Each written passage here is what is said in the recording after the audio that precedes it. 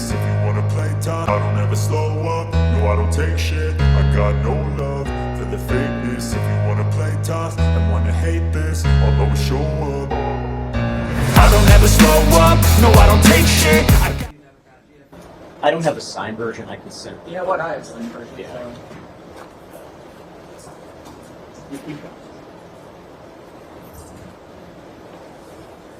And just for the record, because I think a lot of this discussion happened at sidebar off the record on Thursday, the reason that this course of action was taken is because the defense made the claim that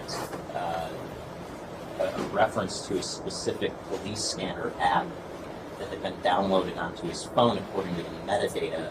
They made a claim that we were talking about a totally different app, and they made a claim that there was a different app out there that he actually physically had on his phone.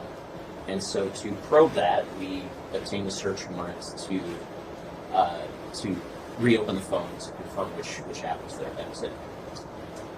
And for the record, I don't believe it was a claim. I believe it was a fact that these two apps were different in name. It was very obvious for the evidence that, or the documentation that he provided, that this was a different app than the app that he was trying to insinuate. Screenshot or something of the app?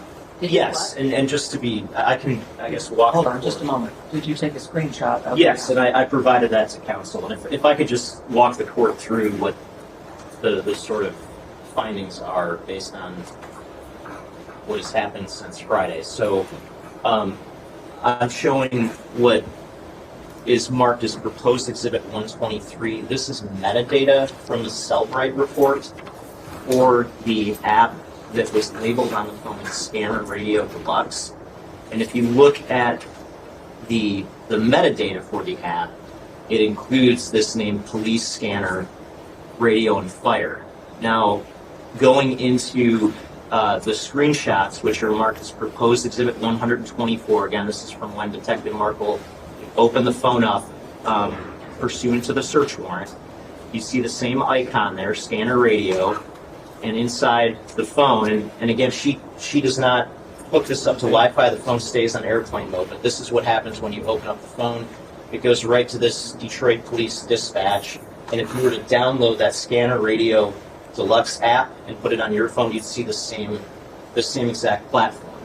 Additionally, I'm showing what's been marked as proposed exhibit 133, and this is data from the Apple App Store website for the app entitled Police Scanner Radio and Fire, and part of that shows the version history of the app, and we went through a little bit of this off the record on Thursday, but the current version is 2.2.24. The version operative at the time that the app was downloaded in November of 2023, which is consistent with the metadata from the phone, is 2.214. There's been no significant changes reflected in the version history since that time.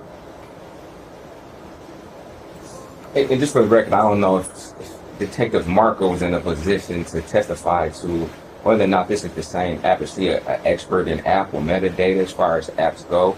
I'm just like, that's on the record. And then we did receive this late last night, about 8:30 in the evening.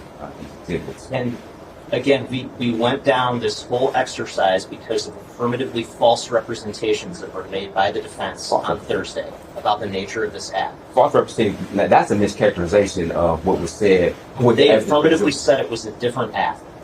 And they mentioned that this was some sort of a weather app at the time that it was downloaded, which is false.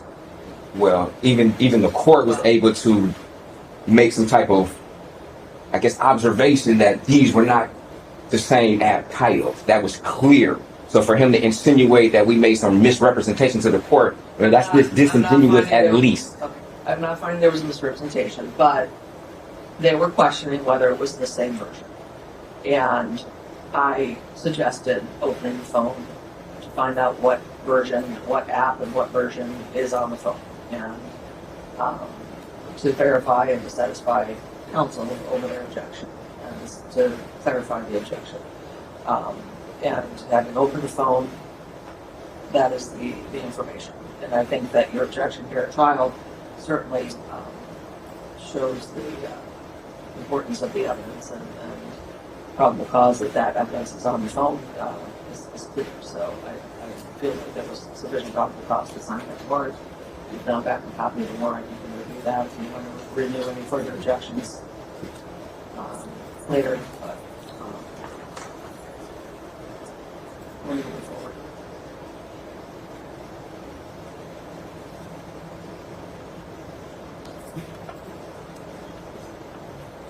You ready for an adjourn?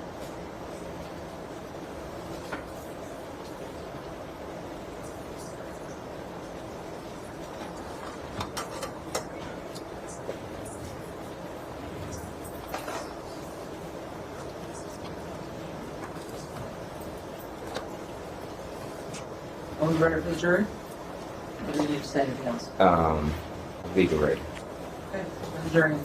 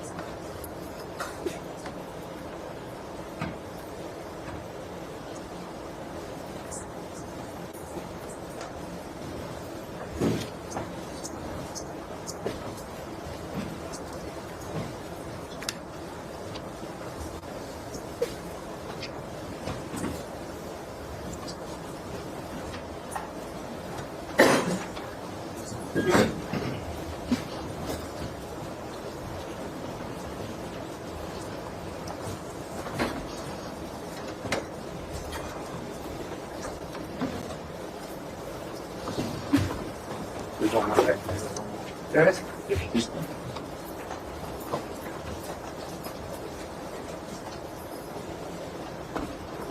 May be seated.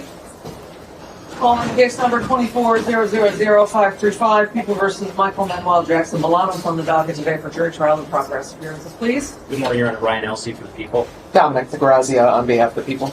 Brian Brown on behalf of Mr. Jackson-Bolanos. Good morning, Your Honor. Mr. Morpheus, co-counsel on behalf of Mr. Jackson-Bolanos, who appears tonight to be right. And I know for the record, Mr. Jackson-Bolanos is present, as are 14 of our jurors. Unfortunately, juror number 12 had a death in the family, and so he is no longer able to serve on our jury. So we're down to 14, so I'm very glad we seated 2 extra jurors in this case. And so we're ready to continue. I believe, was it Detective Markle was on the stand? Yes, sir. Step up and be sworn again, please. You swear and affirm to tell the truth, the whole truth, and nothing but the truth. Yes, ma'am. Thank you for your seat.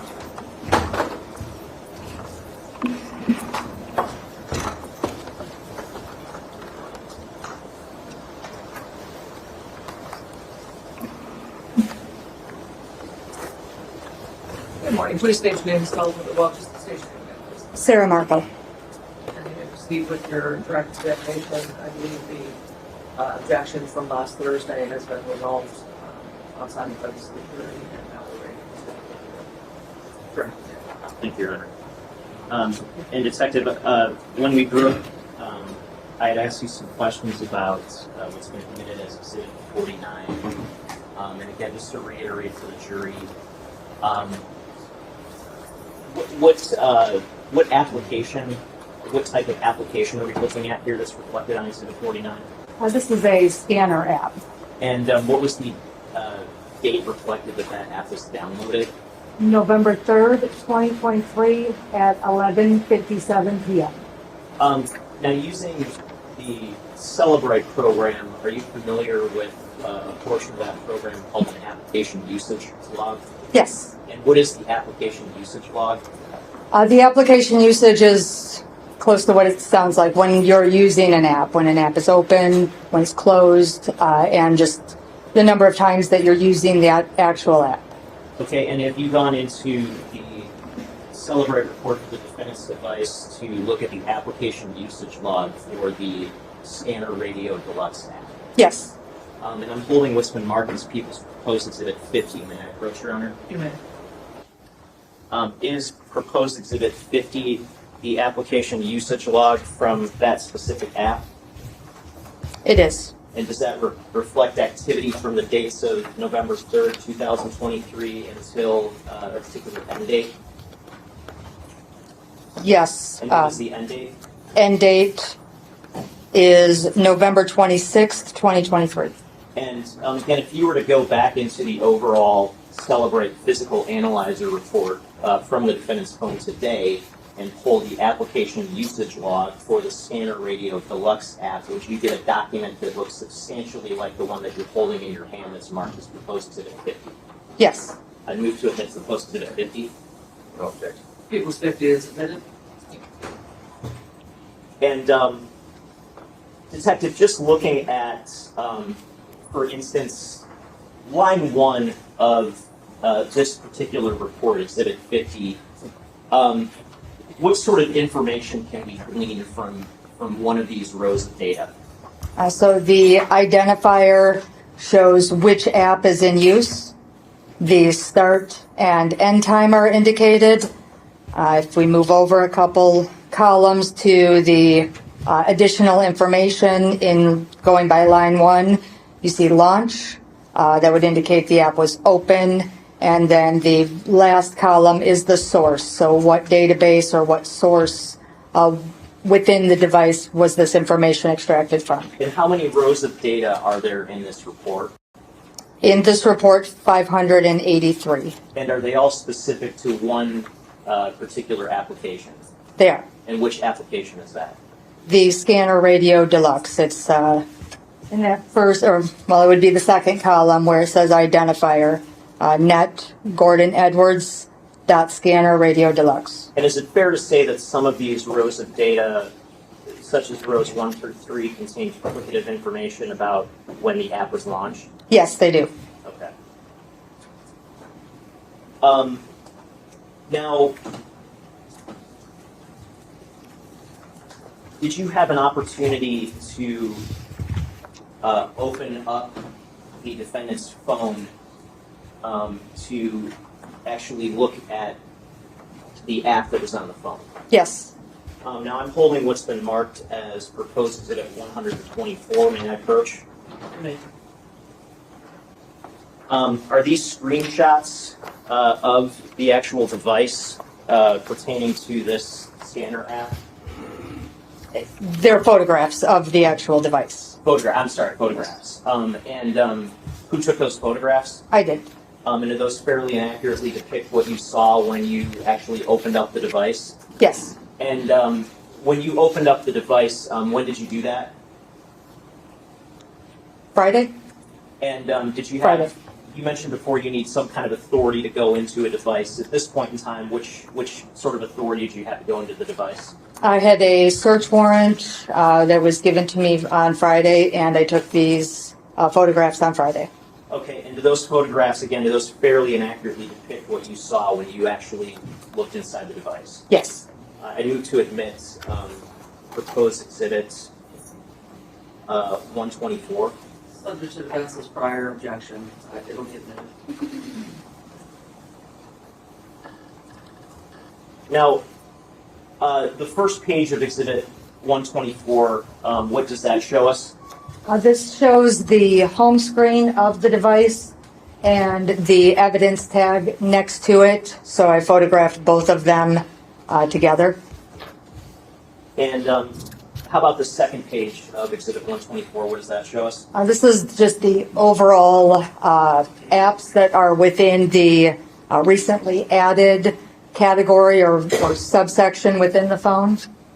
And what does the lower right-hand corner app reflect? That is the Scanner app.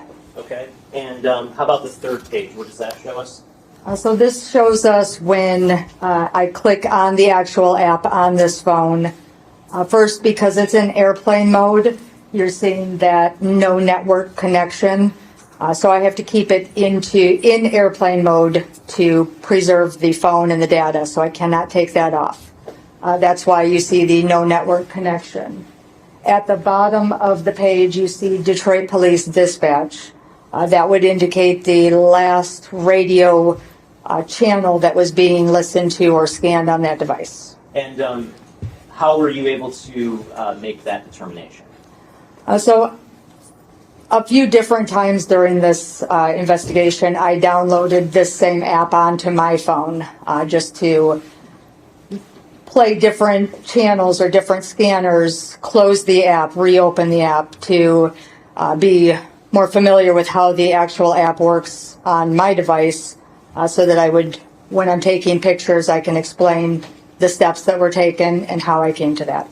And when you went into the app on the defendant's phone, did you do anything to cause that Detroit Police Dispatch language to be reflected there, or was that already there when you opened up the app?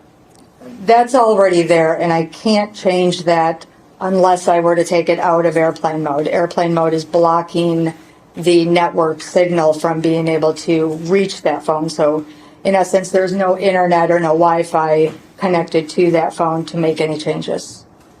Now, just going back to Exhibit 49 briefly, is there a way to go into the Celebrate report to get more specific metadata associated with the Scanner Radio Deluxe app? There is. And did you do that in connection with this case? I did. I'm holding what's been marked as proposed Exhibit 123. May I approach? Okay. And is proposed Exhibit 123 a screenshot of the metadata associated, or some of the metadata associated with that Scanner Radio Deluxe app? It is. And again, if you were to go into the overall Celebrate report today and look at that same data, could you generate a substantially similar screenshot? Yes. I'd move to admit proposed Exhibit 123. Again, subject to defense's prior objection, it will be amended. And looking at the metadata on Exhibit 123, do you see where my cursor is, where it says item name? Yes. And what is the item name reflected for that? The item name is Police Scanner Radio and Fire. Now, did you look into whether this specific app is still available for download? It is. And did you familiarize yourself with the sort of Apple Store's specific website for this app? Yes. I'm holding what's been marked as proposed Exhibit 133. May I approach? You may. Do these images in proposed Exhibit 133 include screenshots from the Apple Store's website specific to this app? It does. Yes. And what's the name of that specific app that's reflected in those screenshots from the website? Police Scanner Radio and Fire. And have you downloaded that app? Is that the app that you downloaded yourself? Yes, this is the app I downloaded. And do you have any reason to believe that is a different app from what you observed on the defendant's phone? No. And if you were to go back to the App Store website today and take screenshots, would you get something substantially similar to what you're holding is proposed Exhibit 134? Yes. I move to admit proposed Exhibit 134. Subject to defense's prior objection, it will be admitted. I'm sorry, 133, Your Honor. 133. And again, just looking at page 1, what does that sort of show us? So this is what is the preview of the app. If you download any app from any store, any app store on your phone, you can, prior to downloading, if you want to read about it or look at a preview of what individual apps offer, what their functions are. This is just the kind of the overall description of the app that can be reviewed and downloaded if chosen. Okay, and you said you've downloaded this app yourself and utilized the app? As part of the investigation, yes. I don't regularly listen to any scanner apps. Okay, and what is, I guess, what is the overall purpose of a scanner app like this one? What kind of information can you get from it? Any information from police departments, fire departments, public safety. They have a list of different genres that could be potentially downloaded, listened to. But they're all scanner radio type choices. And what is, based on your experience, what is like a police scanner? Police scanner is the police dispatch. Okay. Now, in terms of your examination of the defendant's phone, were you able to get any GPS location data off of that phone from relevant times for purposes of the investigation? No. And are you always able to get GPS data off of someone's device? No, not always. And what sort of circumstances might impact your ability to obtain GPS data from a cellular device? So there can be a couple circumstances. One, the user could have the locations turned off, where you are telling your phone do not collect GPS locations or location tracking of any kind. There are other circumstances where your locations can be turned on, but you're not allowing full access to your location being tracked. So just for an example, there are options on your phone where if you're using any particular app, you may see a pop-up on your phone that says, this app is requesting to use your location. You can hit allow or don't allow. There's also options where you can check always, while using, or never for that specific app. So the location collection is very much specific to the individual user and their individual settings, what permissions each device is allowed to have. And, but in this particular device, fair to say you didn't have GPS location data from October 21st, 2023?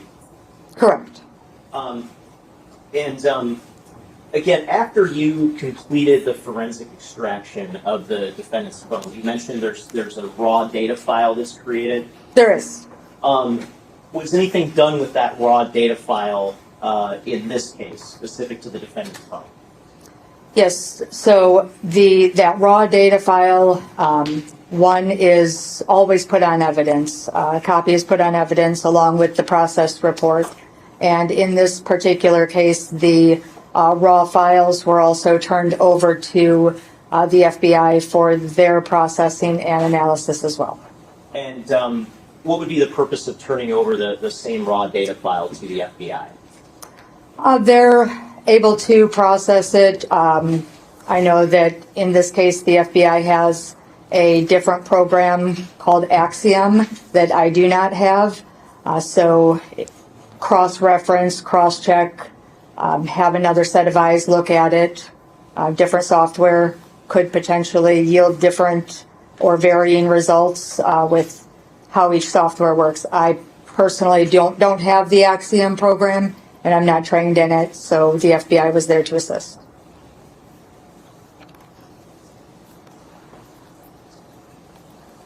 Thank you. Nothing further. Jeff, I'm sorry. What exhibit is this? This is 133.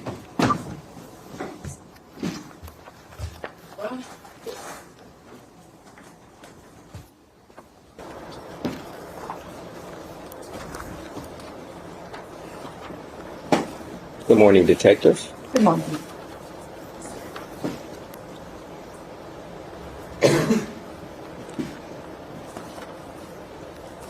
Now, you indicated that you had at your disposal Great Key and Celebrate in order to do the phone extractions, correct? Those are two of the programs that I currently use, yes. Okay. And you also stated that pretty much everything we do is more or less on the phone, correct? Or a lot of things we do, correct? Well, it would depend on each individual, but if we are using our phones, then yes. Okay.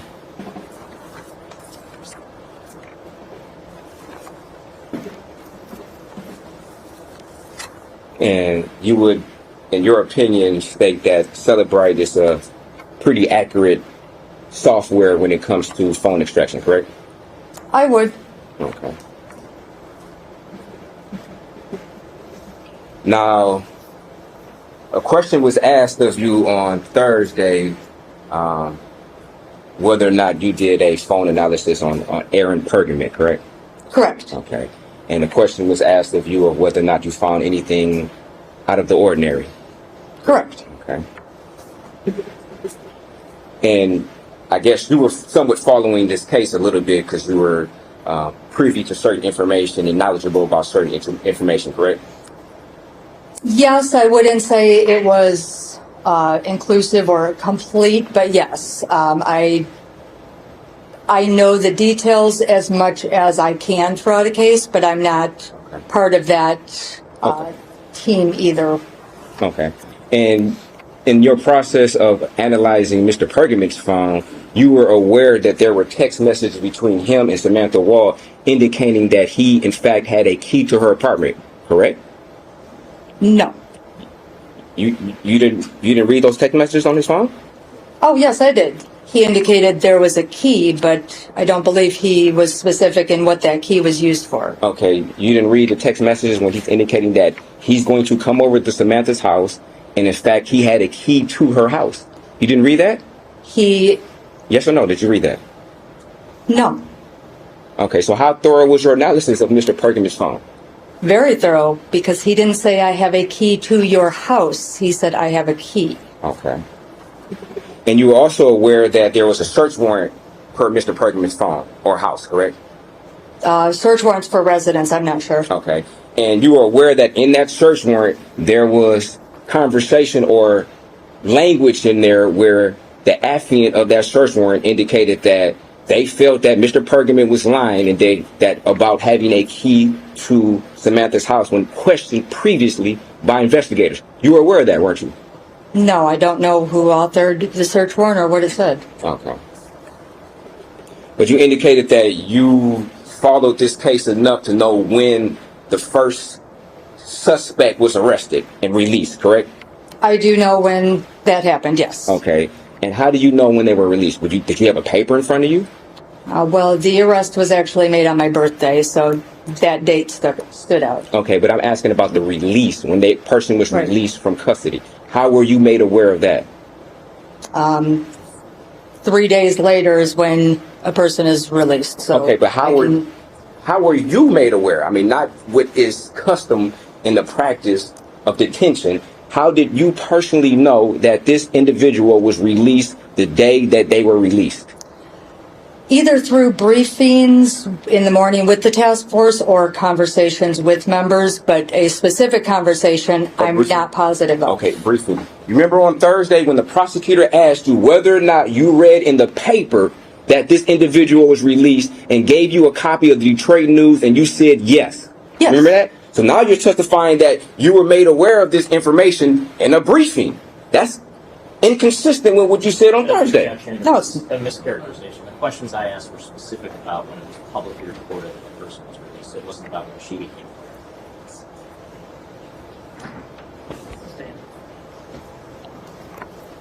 released. So when did you become aware of it in the news then? when did I become aware, or Yes. when the news became aware? No, when did you become aware of the person being released from the news? From the news on the 11th. The news, if I'm understanding correctly, the news report was published on the 11th. I was aware of that story. I was also aware that he had been released the afternoon or evening prior on the 10th. So you read the Detroit News? You read that very article that was presented to you on Thursday? I read a lot of articles, so I can't be sure that that was the one, but I believe that was the one to show the date of when it was issued to the media. Okay. But all media outlets were covering this. So is there, so you kept yourself pretty well informed of this case. Would that be a fair statement? I did the best I could. Okay. Was there a point in time when you stopped taking interest in following this case? I don't think it would be fair to say that I stopped taking interest or following. Okay. That, would you like me to continue? You said there wasn't a point in time where you lost interest, so to speak, correct? I wouldn't say that I lost interest, no. Okay.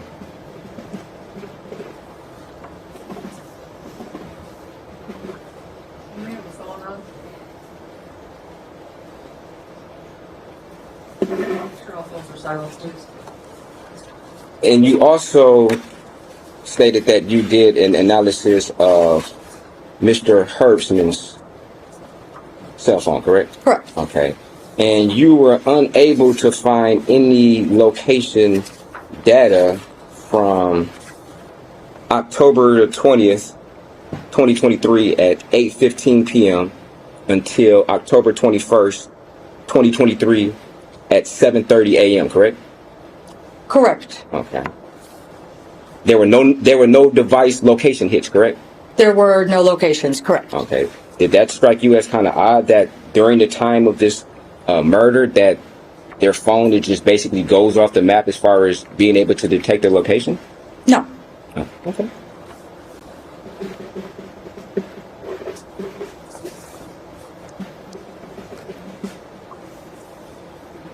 And also from October the 20th, 2023 to 10 p.m. until October 21st, 2023, 7 a.m.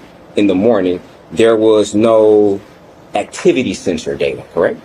Correct. We're still referring to Mr. Herbstman? Yeah, Hersman's phone, yeah. Yes, Okay. correct. And that didn't strike you as odd? No. Okay.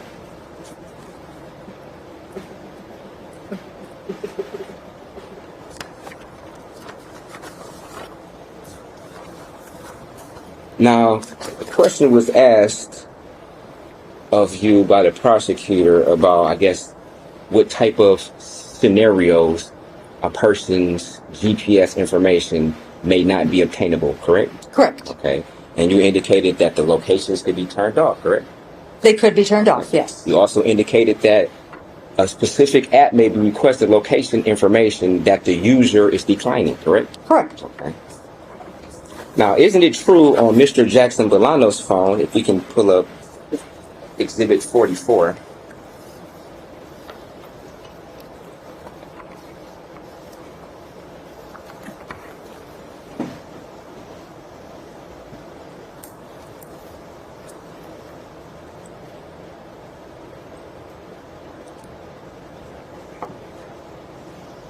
and if we can scroll right under device information, where it says location services enabled, true. You see that? Yes. Now, isn't it fair to say that that would indicate that Mr. Jackson-Bolanos' location, in fact, was turned on, correct? Correct. Okay. And also it says find my iPhone enabled, true. You would also indicate that would indicate that his location services were turned on, correct? Correct. Okay. And in fact, in order for somebody to find their iPhone, the location services has to be enabled, correct? Correct. Okay. And in fact, there was no information on his phone that you testified to that would indicate that he ever declined any particular app from gathering his location, correct? That wouldn't be determined through the extraction. I would have no way of telling whether it was allowed or not allowed. So you're saying through your thorough analysis of Cellbrite, there's no way to determine whether or not a user has given permission to a particular app to access their location? Is that what you said? Correct. Okay. Okay. If you'd like me to go on, or no? If you say there's no way in your analysis you can find that out, then okay. Now, when the prosecutor asked you about these scenarios, you never indicated, however, that's not the situation in Mr. Jackson-Bolanos' phone. You never said Mr. Jackson-Bolanos' location was enabled. You never said that, did you? I wasn't asked that. Okay, okay.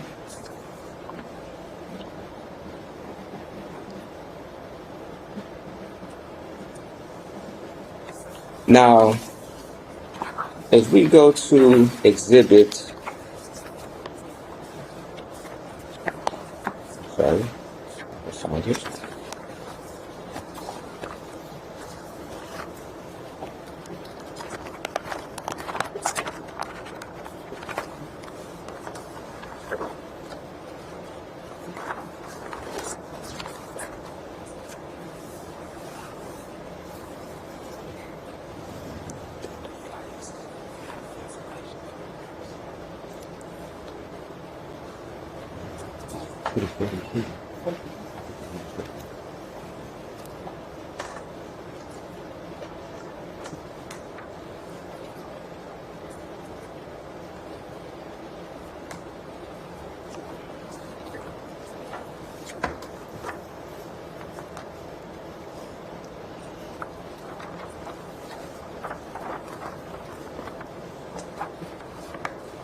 So I'm trying to find the device information for Miss Wall's phone. I'm not sure which had the exhibit. 40, okay. Thank you very much. Now, if we scroll down to device location, you would agree that it indicates that Miss Wall's location service were enabled, correct? Correct. Okay, and also you would agree that her Find iPhone was also enabled, correct? Correct. Okay.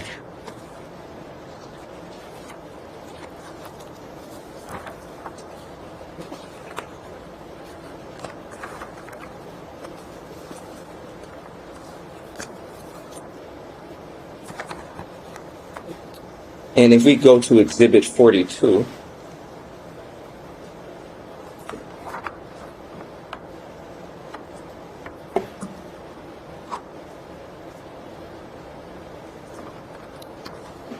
this is a timeline. You would agree that this is a timeline of Miss Wall's phone, correct? A portion of it, yes. Portion of it, okay. If you start at line 12 where it says locations, Yeah. under locations there is a latitude coordinates. Correct. You'd agree? And the reason you're able to extract this location, and particularly this longitude, latitude, is in fact because Miss Wall had her location enabled, correct? Correct. Okay. And there was a case where her location was disabled, you would not be able to extract this location information, correct? Disabled or permissions off. Okay.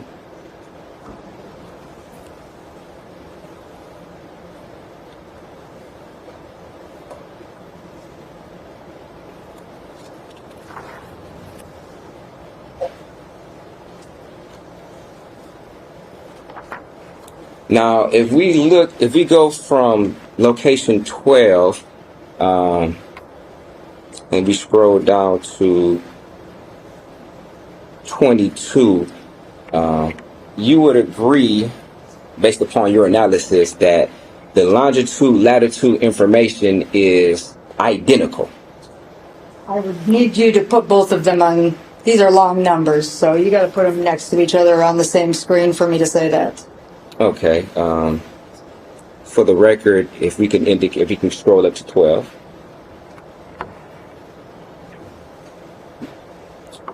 You would agree that this says 42.337556 for the first number? Correct. Okay. If we can scroll down to 22, just to verify that, you would agree that that says 42.337556? Correct. You'd agree that those are the same numbers, correct? Yes. Okay, and if we can go back up to 12, the second variable is 83.034753.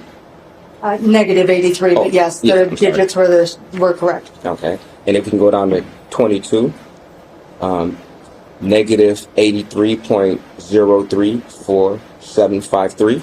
Correct. You'd agree that those are the same variables Correct. for both numbers? Yes. Okay.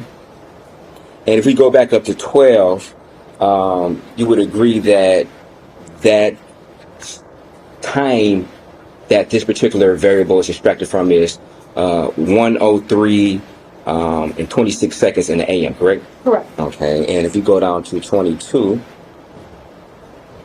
you would agree that that is 1:19:21 and 21 seconds in the AM, correct? Yes. Okay. So roughly a time difference of 16 minutes, give or take, correct? Correct. Okay.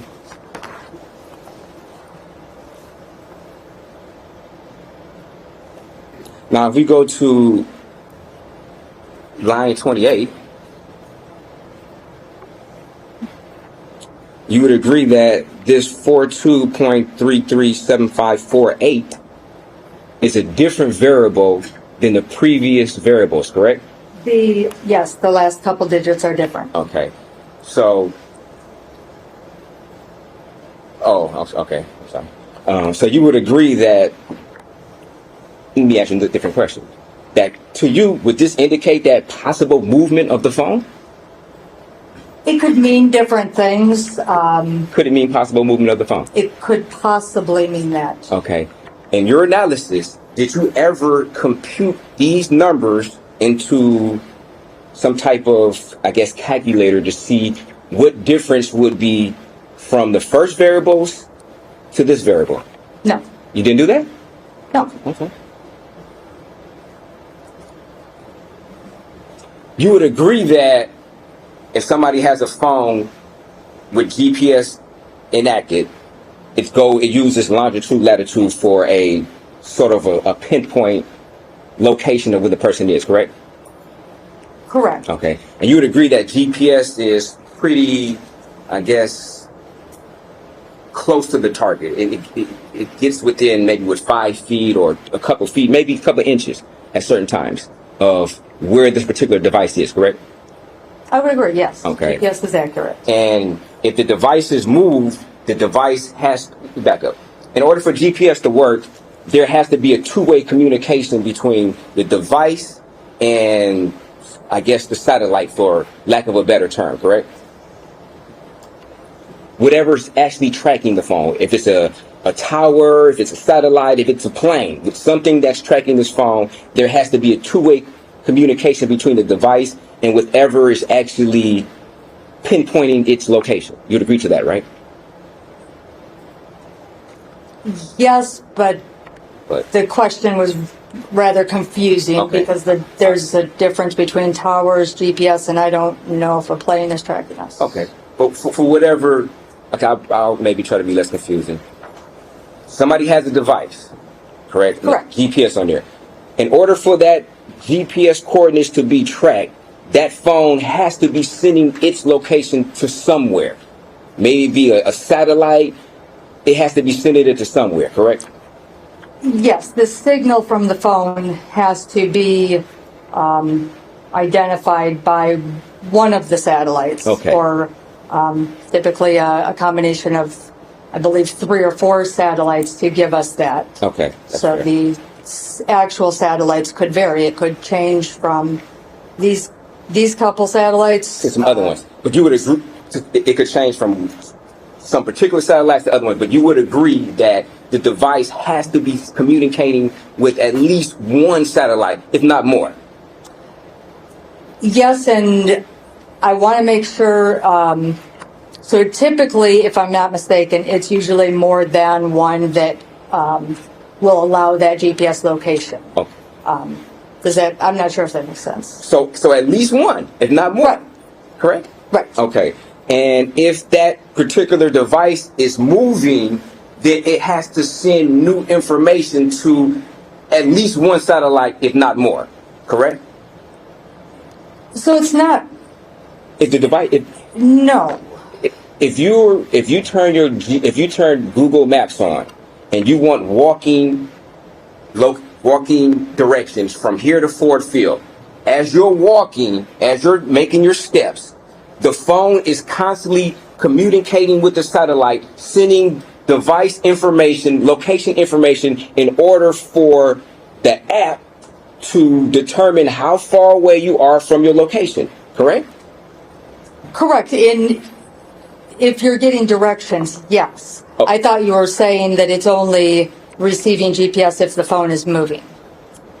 No, my question is, if the phone is in constant contact for location purposes, if that phone moves from its location, if this is the phone, if it's standing right here, and I move the phone to over here, it's now in the new location. You would agree to that, right?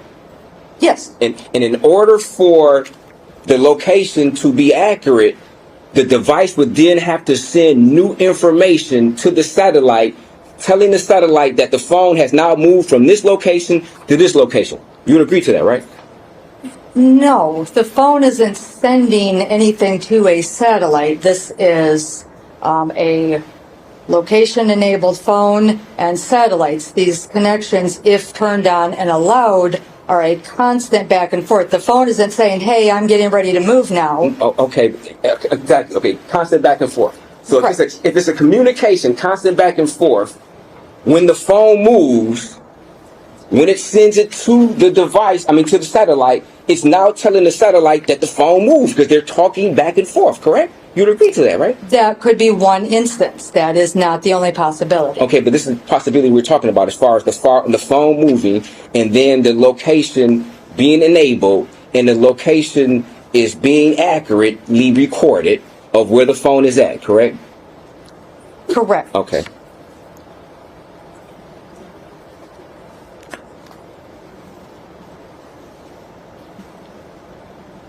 So you would know, I guess, if the phone is moved 5 or 10 feet, how many different numbers on this latitude would actually change, correct? Correct. Okay. And you were asked this question about the preliminary exam, correct? Correct. Okay. And after you were asked this question in the preliminary examination, you never thought it would be pertinent for you to input these numbers to see whether or not this phone moved or how much the phone moved? No. Okay.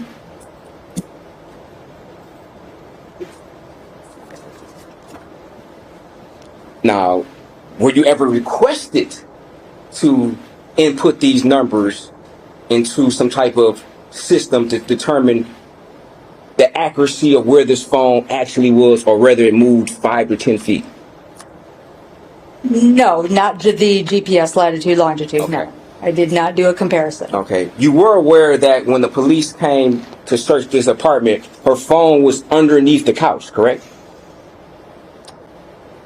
I believe so. I don't remember off the top of my head. I know it was on or around the couch area. Okay. Could that possibly do you mean that there was a struggle and somebody lost their phone under the couch and that the phone moved during some type of struggle? That could have been. Okay. I wouldn't know. Okay. Have you ever seen pictures of the phone where it seemed that there could be possible blood streaks on the phone? I don't believe I did ever see the scene pictures with the phone. Okay.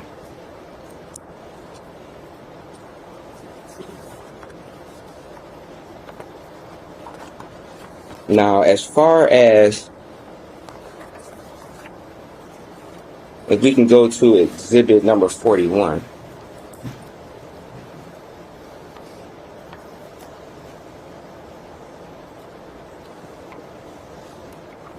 Can you tell us what this is? I believe this is the device events from Samantha Woll's phone. Is that correct, Detective? Correct. Okay. Now, where it states device lock status unlocked, you see that? Correct. Okay. You would agree that there's nowhere on this device events that would indicate that the phone actually went into lock mode. You would agree to that, right?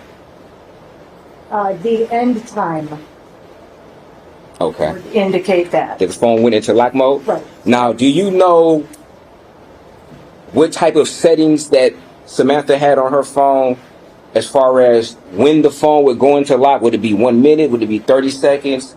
Would it be 30 minutes? That I'm not sure. Okay. So as part of your analysis, you never went to see how long it would take for her phone to actually go into lock mode? No, I didn't. Okay. Now, do you know whether or not her phone was equipped with a fingerprint unlocker? I don't believe it was. I know that I had to put in the passcode. Okay, you don't believe. I don't believe that there was. And you remember this very question was asked of you at the preliminary examination, correct? I think so. You said you think so, or you? I think so. Okay.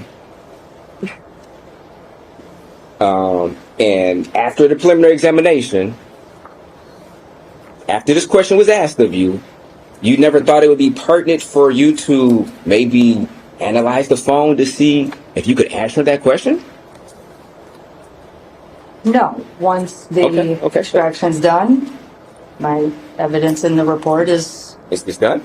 But if once you have additional questions, you could have did another analysis on the phone, could you?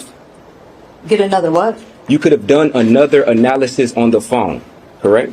I could have. Okay. The analysis is the extraction. So I'm reviewing an extraction report Okay. from the data extraction from Celebrate or from Gray Key. Okay, so you had the information. You had the information at your fingertips, correct? As far as after you do the extraction, the phone is there. You had basically a clone of the phone, so to speak, correct? Or a copy of the phone. I'll say that. You would agree to that? You could say that, Okay. but Would look you at say it. that? Right. The extraction is making a copy of all the information in the phone. Okay.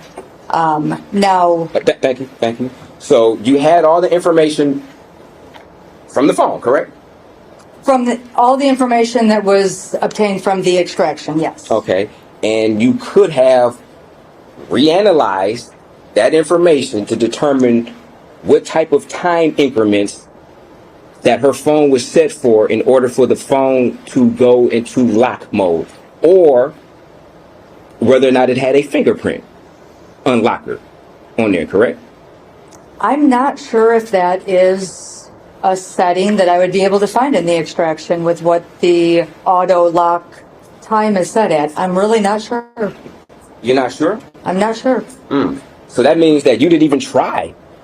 Because if you tried, you would be able to determine whether or not you could find that information, correct?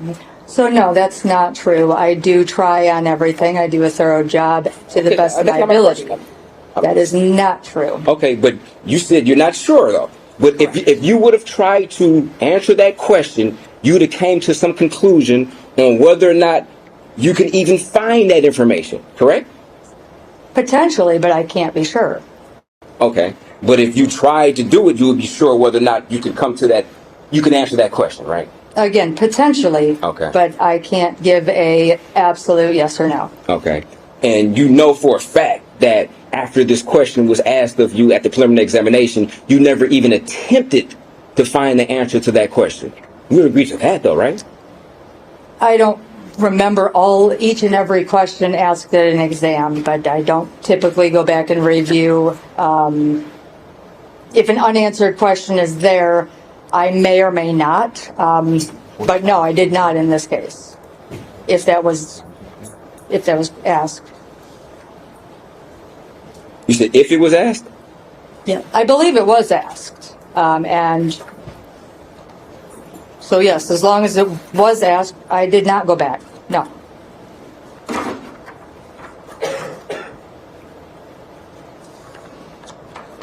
Okay.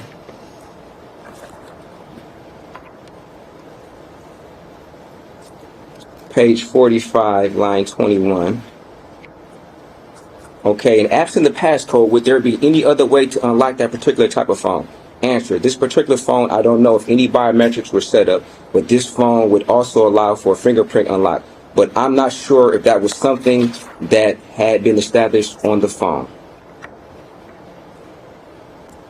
You'd agree that was the conversation? Correct, that sounds accurate. Okay.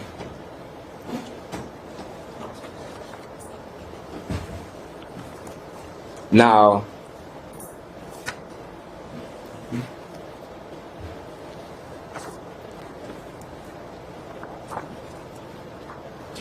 as far as the display on or off at various times, such as 4. Do you know why the display came on at that time? Not from this page, no. Okay. What about if we scroll down to 24 or 21? Do you know why this display came on at this time? Not from the information I'm looking at, no. Okay. Did you ever cross-reference that? Possibly, but with the voluminous size of these, I can't recite off of memory each cross-reference that is made. Okay. Based on what I'm looking at, I'm not able to determine. Okay. Did you make any notes as far as to why the display came on at all these various times, such as 29? You scroll down to 29. At 1:24 in the AM, the display came on. Did you know why that happened? I do not. Okay. Do you know whether or not any notifications came in around that time? I do not. Okay. You remember being asked that question at the preliminary examination as to why the display came on at various times or whether or not there were notifications associated with those times. Remember being asked that? Yes. Okay. And after the preliminary examination, did you ever do an analysis to figure out or answer that question as to why these displays came on at these times? No, not specifically. Oh, okay. Now, if we go scroll down to 30, where it says camera state on. You see that? Yes. And it also is, it's not an end time to that, correct? Correct. Okay, and it's a back camera. Do you know whether or not from her lock screen, the camera could be accessed or opened directly from her lock screen? Yes, that's a common feature with iPhones. You can access your camera without unlocking it. Okay. So, do you know whether or not she was trying to maybe unlock the phone to take a picture of somebody and the camera came on? Do you know that? No, from this line I don't. Okay.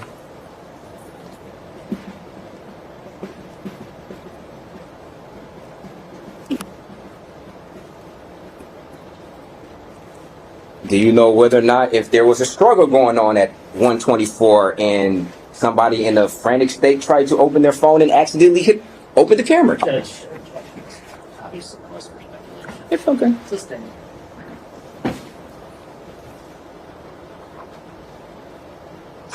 Now, were you able to go through any recently deleted photographs from her phone?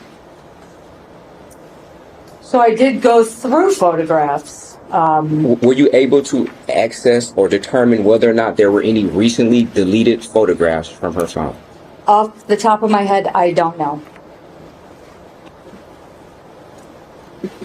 Did you ever notice that this camera state came on? Outside of the device events? Did you notice that in this device event that the camera state was on at 1:24? Yes. Okay. Did you also know that her ADT went into idle mode at 1:24? Did you know that? I know that ADT went into some type of idle mode. Beyond details beyond that, I don't. I don't memorize times, Okay, no. so I could not quote the exact time. Not whether or not you memorized it, but did you ever have some documentation in front of you that her ADT system went into idle mode at 1:24? I did, but I Okay. will not say the exact time because I do not remember exact times. Okay.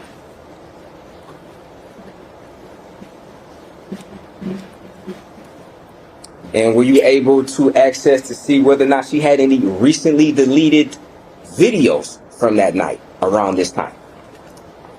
So again, I did review. I do not memorize times. So based on what I'm looking at, that is not a determination that I can make. Okay. So when you saw that this particular camera came on at 1:24 and her ADT system went into idle mode at the same time, you never thought that, hey, let me specifically look on this phone to see whether or not there's some recently deleted videos or cameras. Videos or pictures, I'm sorry. So again, this was all reviewed, but I will not testify to committing these exact times down to a minute to memory. Okay. I do not commit this to memory. So so maybe I'm a little confused because I thought you stated that you're unsure whether or not you checked her recently deleted pictures. No, you misunderstood then. That's not what I said. Oh, so you I did? said that the analysis was done as far as a specific time frame and being able to recite from memory. It is not realistic of anybody to be able to do, given the nature and voluminous size of the phones. Okay.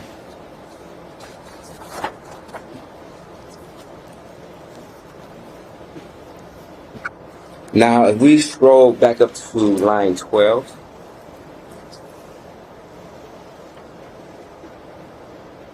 where it says Wi-Fi stay connect, do you know from this information which Wi-Fi her phone connected to?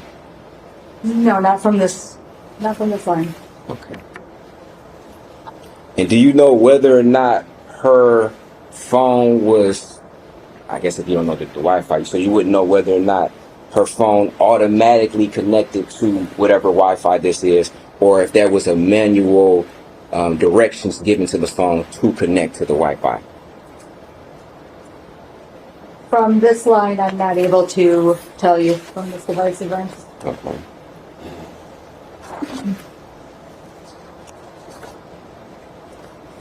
And if we scroll to line 40,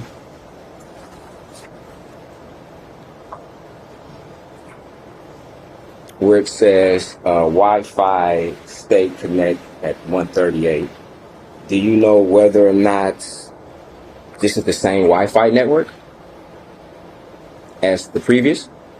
No, I wouldn't. I testified that I wouldn't be able to determine the Wi-Fi connection, so I wouldn't be able to determine if it's the same if I couldn't Okay. determine the initial. Okay. Just asking.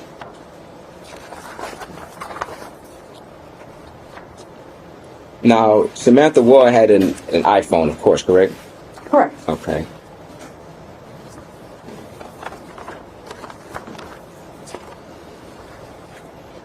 Now, if we go to Exhibit 45,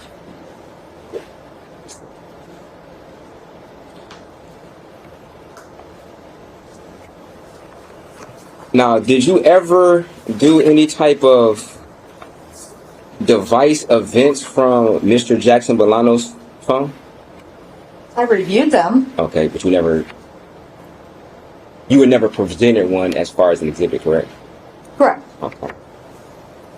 Now, how is it that we have exact longitude, latitude positions of Ms. Wall's phone, and we both agreed that her location was enabled, correct? Correct. Okay. And we also agreed that Mr. Jackson-Bolanos' location was enabled, correct? Correct. Okay.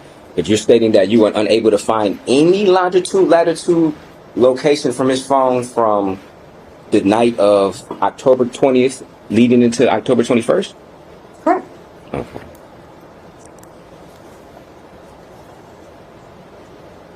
And there's no information that you can, or evidence that you can tell us that would lead you to believe that his location was turned off on that night, correct? Other than the examples of why a phone may or may not collect GPS, no. And if you go through the metadata of the phone, you will be able to determine whether or not somebody turned their location off on certain times, correct? Are you telling me that? I guess could I'm you at- be more yeah. specific? If you go back through the metadata of somebody's phone, or whatever information is contained in their phone, you will be able to come to a determination of whether or not somebody turned their location on or off on a particular day, correct? If that change was made, it's possible, but I can't tell you. It's just, okay. I guess I'm confused about how, You confused? Okay, maybe. what you're talking about with the metadata and indicating certain Okay. things. Okay, fair enough. Any information, based upon your expertise, based upon your analysis of the phone, you will be able to go back and look at your data and determine whether or not somebody deactivated their location on a given date. Yes? That's possible. Okay. And you don't have any information that would suggest that Mr. Jackson-Bolanos, in fact, turned his location off on October the 20th, going into October the 21st. That's correct. Correct. Yes.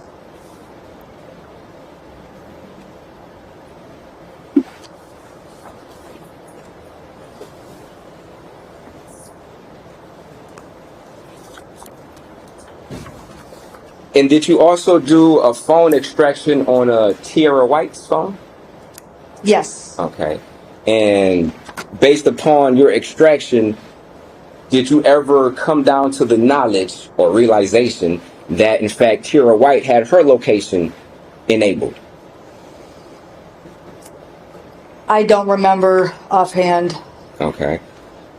Did you ever come to the realization that, in fact, Mr. Jackson-Bolanos and Tierra White shared their locations amongst each other? It's possible. You don't know? I don't remember Okay. from off the top of my head who shared what with who. Okay. No. So if somebody's sharing their location with each other, that's enabling each other to know where the other person is at any given time, correct? Correct. Okay. And if you're privy to that information that the individuals are sharing their location, you should be able to go back through the data to see where an individual's phone was at a given location, correct? It depends on permissions again. So no, that may or may not be a fact. Okay, but if he's sharing his location with her, there's data that's being exchanged, correct? Between the two phones, correct? So there is live data that is. Are we talking about Find My iPhone? I'm talking about sharing location. I'm talking about a husband and a wife, a friend and a friend, a mother and a daughter. If two people are sharing their location with each other, one person will be able to determine where the other person is and vice versa, correct? Correct. Okay. And that is based upon data that is gathered and communicated through the two phones, correct?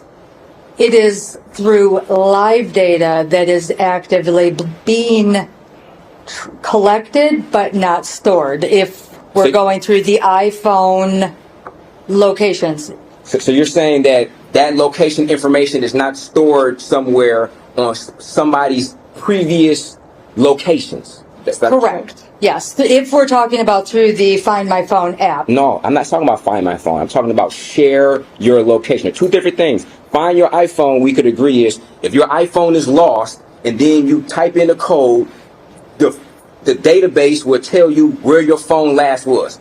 We can agree to that, right? The location of the phone where it was last tracked. So that's one feature. Okay, that's one. If it was lost or stolen. Yes, if there's lost or stolen. Okay. Yes. Yeah, that's one feature. But we can agree that share your location is a totally different feature than Find My iPhone. We can agree to that, right? Okay. Yeah, different feature, yes. So let's not confuse what I'm saying with Find My iPhone. I'm talking about share your location. If you're sharing your location, two people are sharing their location, that means one person can determine where the other person is, correct? Correct. Okay. And that's and the other person can determine where the other person is. A can determine what B is, and B can determine what A is, correct? Correct. Okay. And that's based upon a sharing of location and data, correct? Correct. Okay. Now, isn't it also true that A can go back and look at B's location history to see where B has been for the last week or whatever interval that's being captured, correct? Incorrect. That data is not stored. That data is not stored? Correct. Okay. But, so that's only with Apple, or is that with all GPS? Like, such as, if Google, if you go on your Google location, Google will give you pinpoints of where you've been for the last month. You agree to that? That is, again, everything is based on settings, what apps are being used, what is being retained. Google has the capability in order for a person to go back in the last month and look at their location history to see where they were at, correct? Yes, if they enable that and store it. Listen to my question, Take. I am. Google has the capability to track that information, not whether or not a user can access it. Google has the capability to store that information, and if a user wants to, if the capabilities and all the settings are up to par and set in a fashion where they can access it, that user would have the ability to go back in their location history to see where they were at. Correct? Objection to relevance. Number one, I'm not sure what we're talking about. Google, and objection to the countdown using nature of the question. I'm not sure why we're talking about Google because there's no. Okay. Did you have a Google account associated with Mr. Jackson-Bolanos? There was a Gmail account, yes. Okay.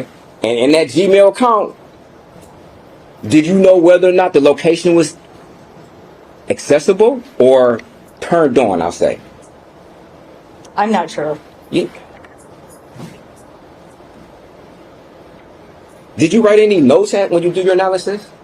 No, I don't do written notes. Like, are we referring to like a police report? Whatever. Anything that can keep your memory sharp to when you testify in court, you'll know the answer to very important questions. No, I don't know what the questions are going to be, and this is. But you do agree that this whole case was based upon where Mr. Jackson-Bolanos may have been or where he may not have been in relationship to when Samantha Woll died. You know that though, right? Judge, objection. That's argumentative. I'm asking if she knows. I'm not arguing. The whole case was. We all know the case was built on this presence of blood. Rephrase your question. Can that be stricken from the record? What he just stated. The last part was. So you do understand that in this investigation, there was an investigation of whether or not Mr. Bolanos could have been in the area of Samantha Woll's apartment, correct? I do understand that, yes. Oh, okay. So do you think it would have been pertinent for you to know whether or not Mr. Jackson-Bolanos' phone had his location enabled through Google? Yes or no? No, You don't think that'd be important? not for my role. Not from your For role? my role, it's limited to the extraction. Okay. And you also stated that you also participate in analysis of the phone. Correct. And based upon your second job description of many, I'm sure, of analyzing these phones, you never thought to say, like, let me determine whether or not his Google location was enabled? No, I analyze the phone with what's there. Okay. So, So do you know if it's there or not? Do you know if that information is there on whether or not his phone had his Google location enabled? so my answer would be there were no GPS locations collected from the extraction during that time frame. I can't go in further with Oh, on, off, disabled, not disabled. okay, but if you were to, I guess, peel back a layer or two and do a more further analysis, you would be able to determine whether or not that location was turned on or off, correct? No, not necessarily. You said not necessarily. Correct. So that means that it's a possibility if you would have done it, correct? If you would have done that analysis, you would have known definitively whether or not you would be able to determine whether or not his location was on or off, correct? Not necessarily. Did you do the analysis? How about that? Did you I do that? did review the phone, and I do not. I'm sorry, I didn't mean to cut you off, but the question is not whether or not you reviewed the phone. The question is whether or not you try to specifically get to the answer of the question of whether or not his Google location was turned on or off. No. Okay.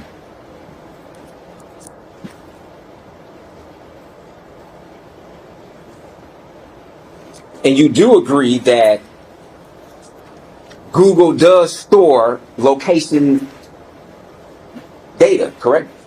You would agree to that though, right? Yes. Okay.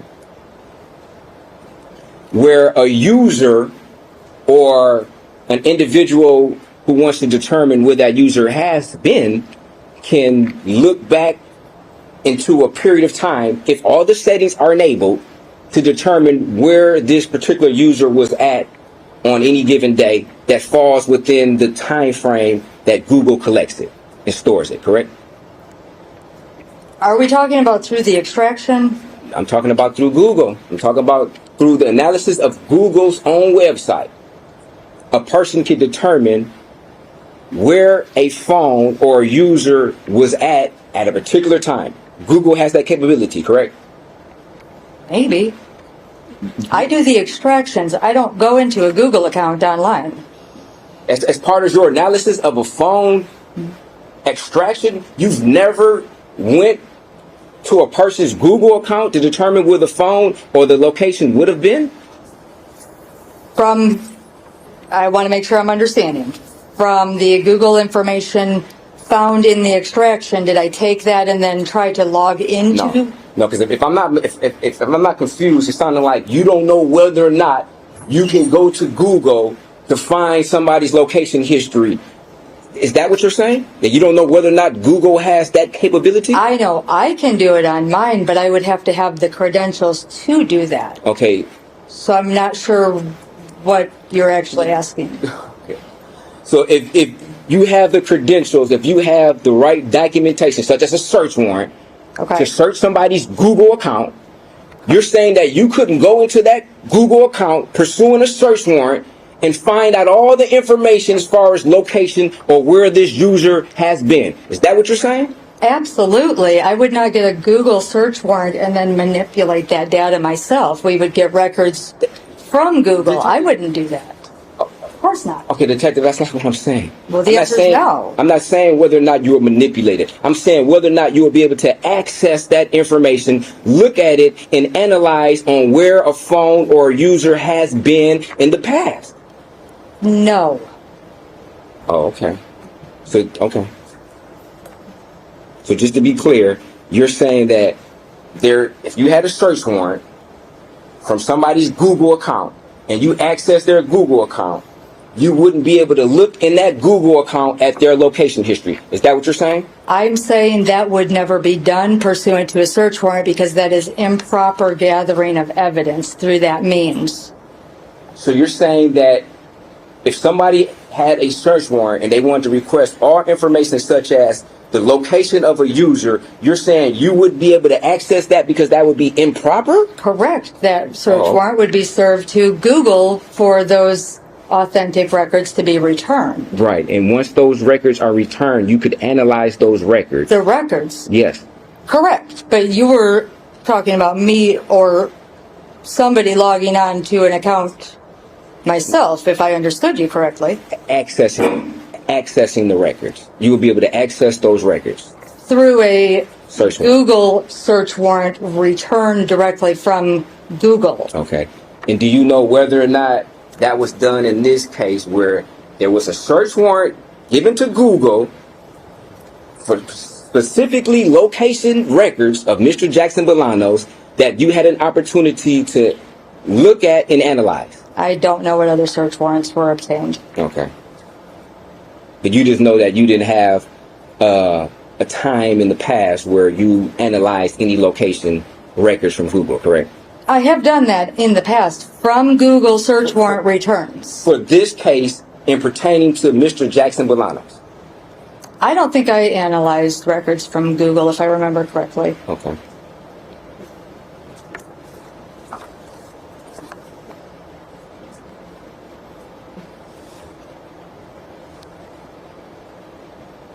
Now, you had an opportunity to familiarize yourself with the App Store, though, right? Yes. Okay. In this particular app, correct? Particular app meaning? Meaning this, which purports to be a police scanner app, correct? Correct. Okay. Do you know if there are other features on this particular app, such as maybe weather? Weather from the NOAA is a possible option under the genre. Okay. And there are also amateur radio, such as maybe ham radio? That was an Yes. option? Yes. Okay. Now, when asked of other genres, you failed to mention those other genres, though. You just stated that police and fire, correct? I don't believe I was asked to provide a list of genres through a question. But you did provide one, though. When asked, when you stated genres, you did give certain examples of genres, though, correct? Yes, the police and fire. Okay. So to be fair to say that you did not mention the weather or the amateur radio, correct? Or the marine or the aviation. Okay, thank you. And I believe rail may have been in there too.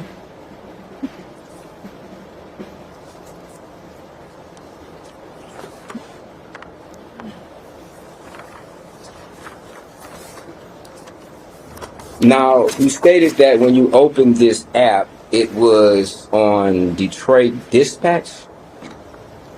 You stated that that was the last used, I guess, station on this Correct. particular app? Correct. Okay. Were you ever able to, from the metadata, be able to determine on any given day which particular station was accessed? No, I'm not able to determine that.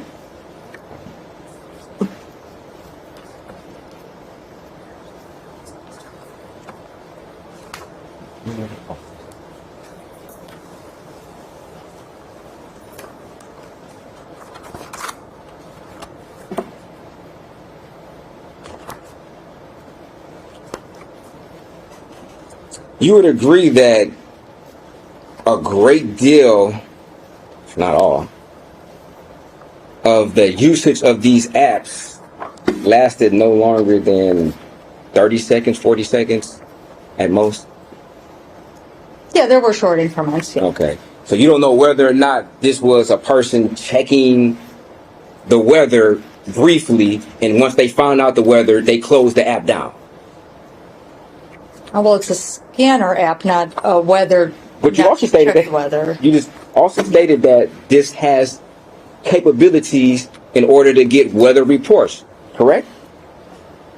You stated that, didn't you? Define weather report, I guess, so that we're clear on that. A report of the weather, of what the weather may be in any geographical location at any given time. No. Know what? No, that's not true with this scanner app. Okay, so you were able to go to every single weather station on this particular app to determine what the weather station does? So Yes or no? every single one? Yes. No. Okay, so then, so you not in a position to definitively say what every weather station, what type of information it would give, correct? Correct? If we're referring to every single one, Yes. then no. Okay, thank you. Thank you.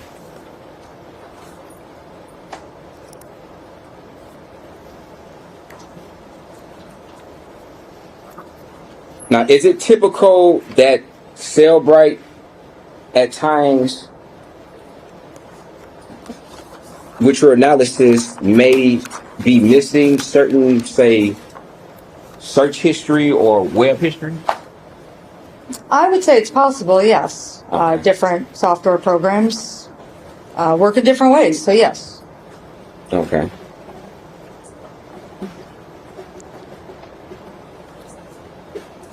Do you ever do multiple extractions to see and cross-reference, maybe with the first extraction, with the second extraction, to see whether or not there's additional information that's gathered, from the second extraction? With a follow-up search warrant, if there are different updates to the software, that is something that can be done, yes. If there's certain updates to which software? To any of the programs that I use. Oh, Cellbrite, okay. Now, at what point in time is the phone placed into airplane mode? As soon as possible. Do you know when Mr. Jackson-Bolanos' phone was placed into airplane mode? I'm not sure. Okay. Would that be important information to know when a particular device is placed into airplane mode so that it won't update or maybe factory reset or whatever the case? Wouldn't that be important information for you to know when that device went into airplane mode and lost contact with the network? When would not be important to me, no. It would? The fact that it would be is what would be important. But Okay. the when, no. Okay.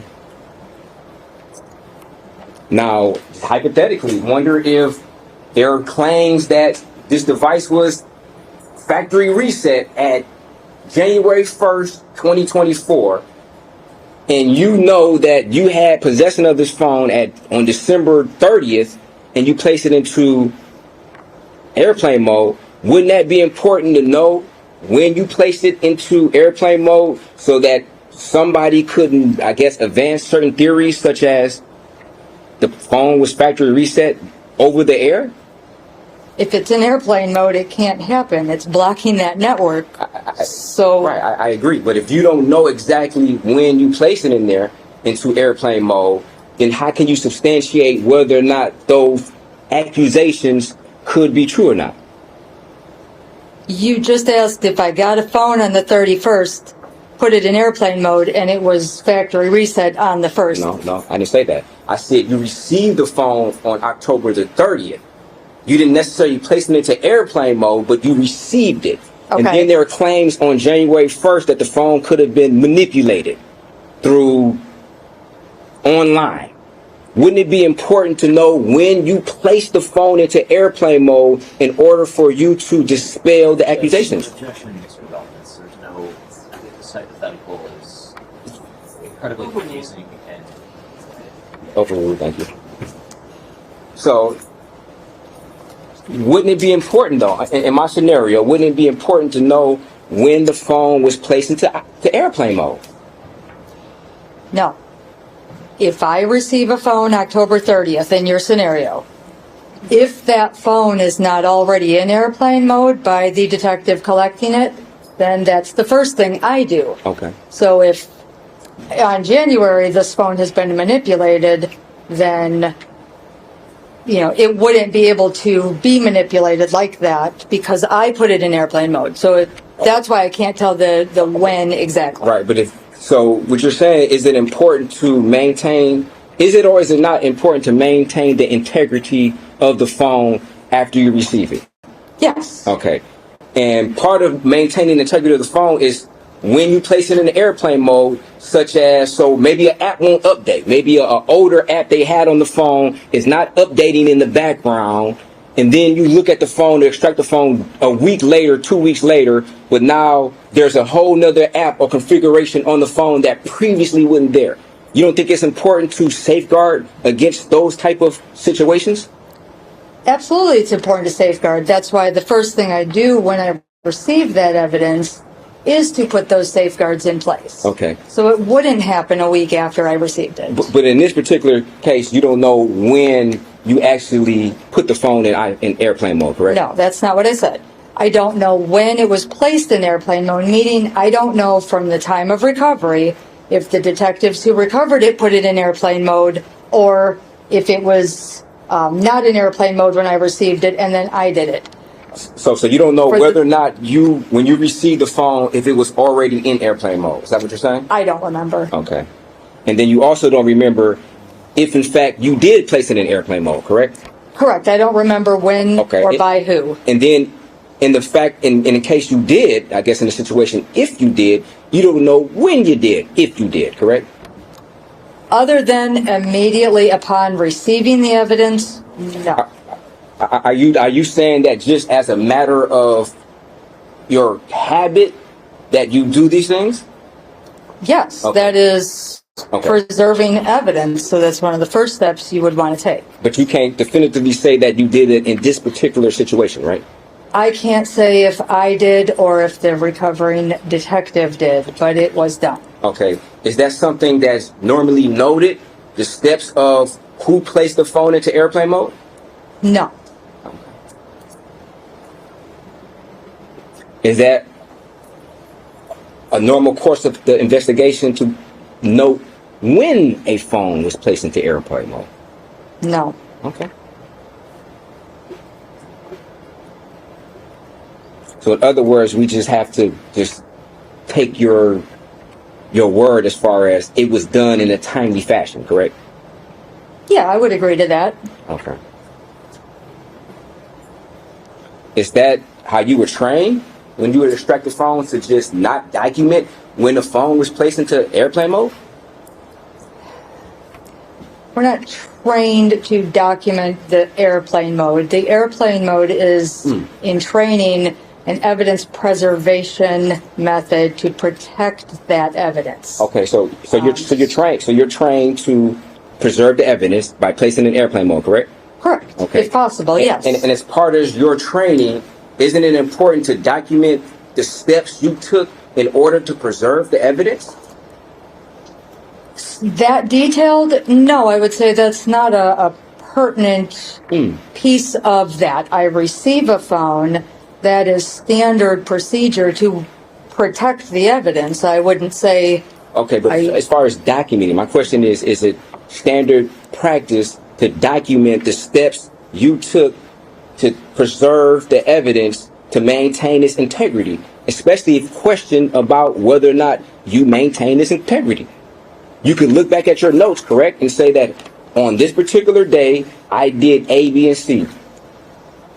No. Okay. That's standard practice, but I wouldn't document a date, time, that, no. Okay.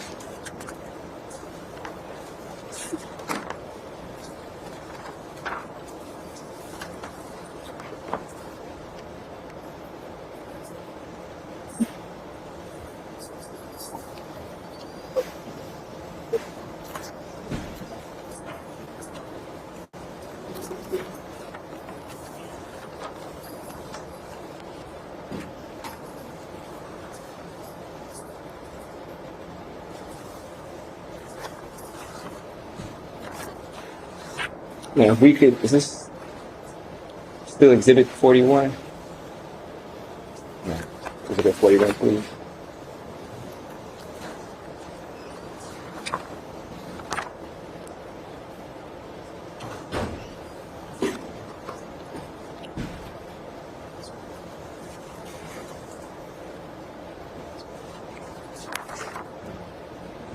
If we go to 28 and 29, where it says display on and off of both 28 and 29, can you say whether or not the display was turned on? Or can you not say that the display, can you say the display was turned on if somebody was trying to access the phone? Can you determine whether or not that happened here in 28 and 29? No.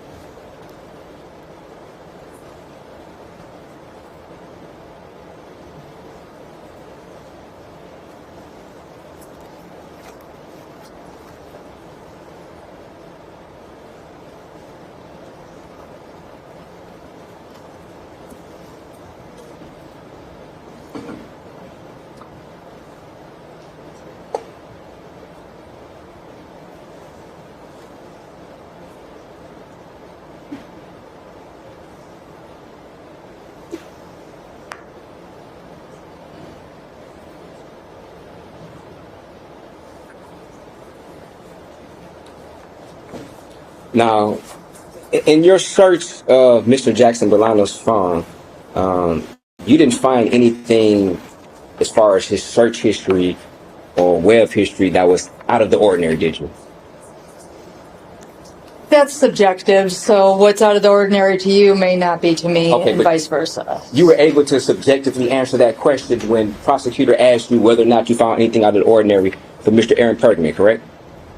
You answered that question on Thursday, did you not? Correct. You also answered subjectively from your opinion whether or not you found anything out of the ordinary on Jeff Hersman's phone, correct?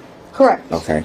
You gave your subjective opinion, correct? Correct. Okay. Now, your subjective opinion, you did not find anything out of the ordinary when you extracted and you went through Mr. Jackson-Bolanos' phone, correct?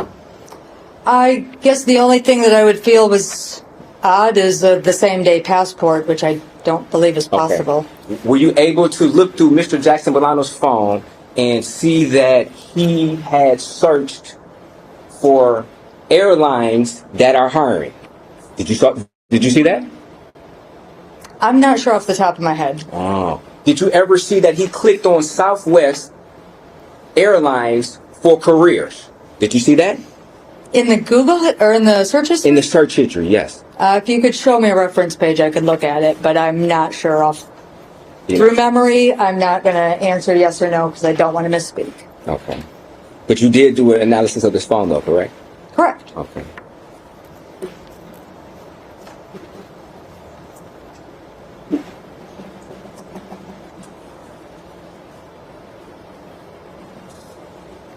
And were you also able to see that Mr. Jackson-Bolanos' phone had multiple inquiries about flying to different places in the United States, such as Colorado, to look at houses? Were you aware of that? I don't remember that.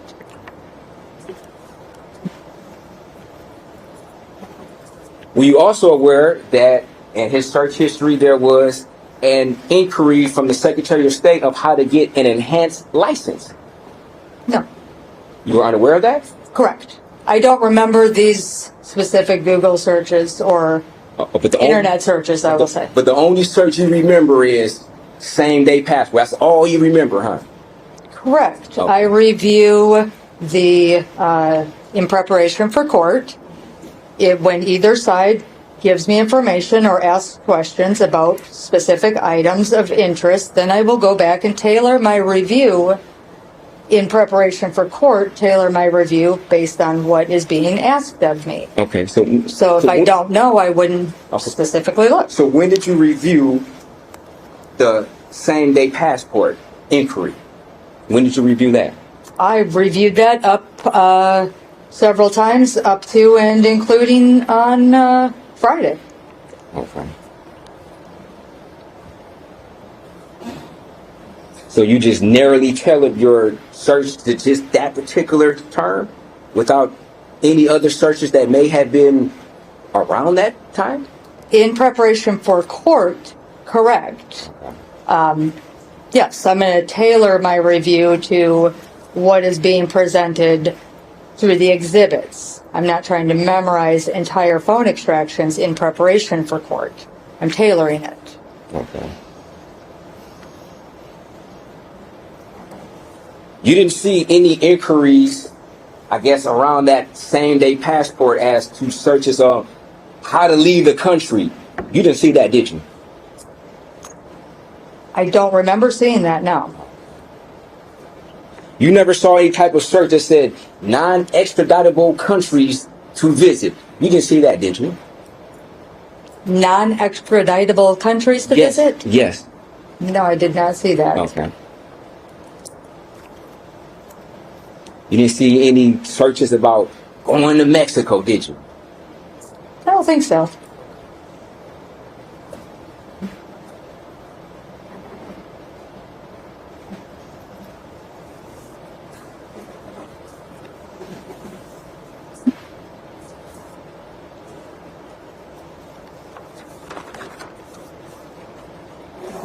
Now, when did you first look at this phone to see if this app, this police scanner app, was on there? The physical phone? Yeah, the physical phone, yeah. Oh gosh, that was... I don't know the exact time. I know that I have put it onto my phone to be able to familiarize myself with it months ago, probably December-ish of last year. But when I first looked at the extraction, like if you're asking for a date, I wouldn't be able to tell you. Okay. And do you know approximately how many downloads this app has from the App Store? You mean total people who download this? Yeah. I don't know. You don't know? Okay. So you wouldn't know if this was a very commonly downloaded app? Not necessarily. It's a common, frequent app. Sure. It's a frequent app? Okay, that's downloaded by a multitude of individuals, if you had to guess, correct? Sure. Okay.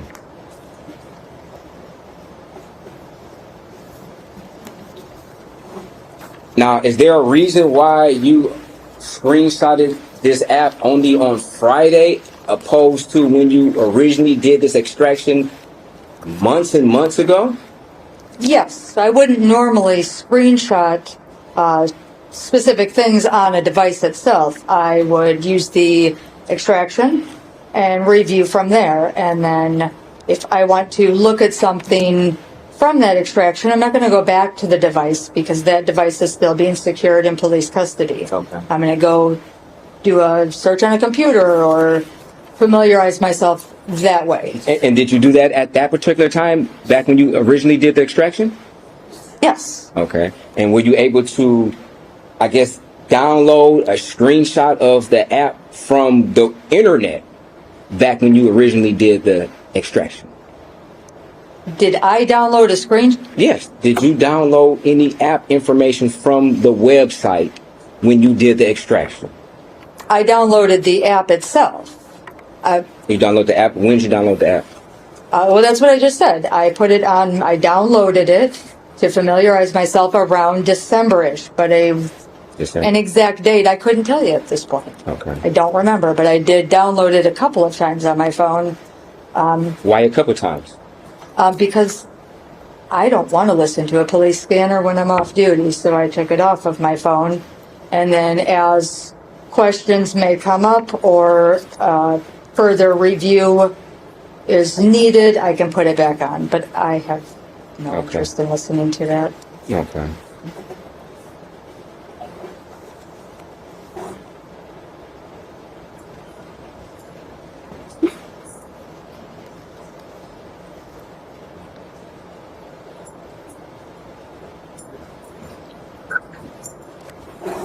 And you would agree, just for the record, that from your review of this metadata, the app was used no more than maybe 30 to 40 seconds at a time when it was used, correct? Well, there are several lines that there was a few, I guess, less than a minute. I would agree, but I will not agree that each and every one. There's You would agree that 583 entries here. So. And you would agree that a lot of them are duplicative.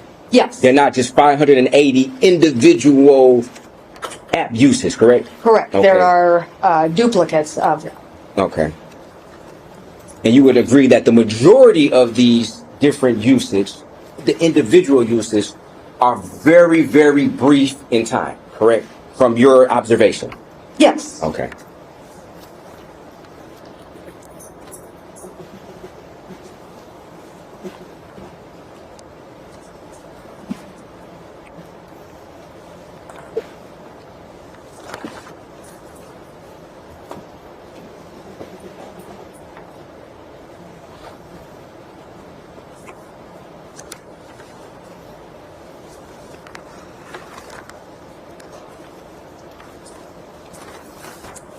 Thank you. No further questions.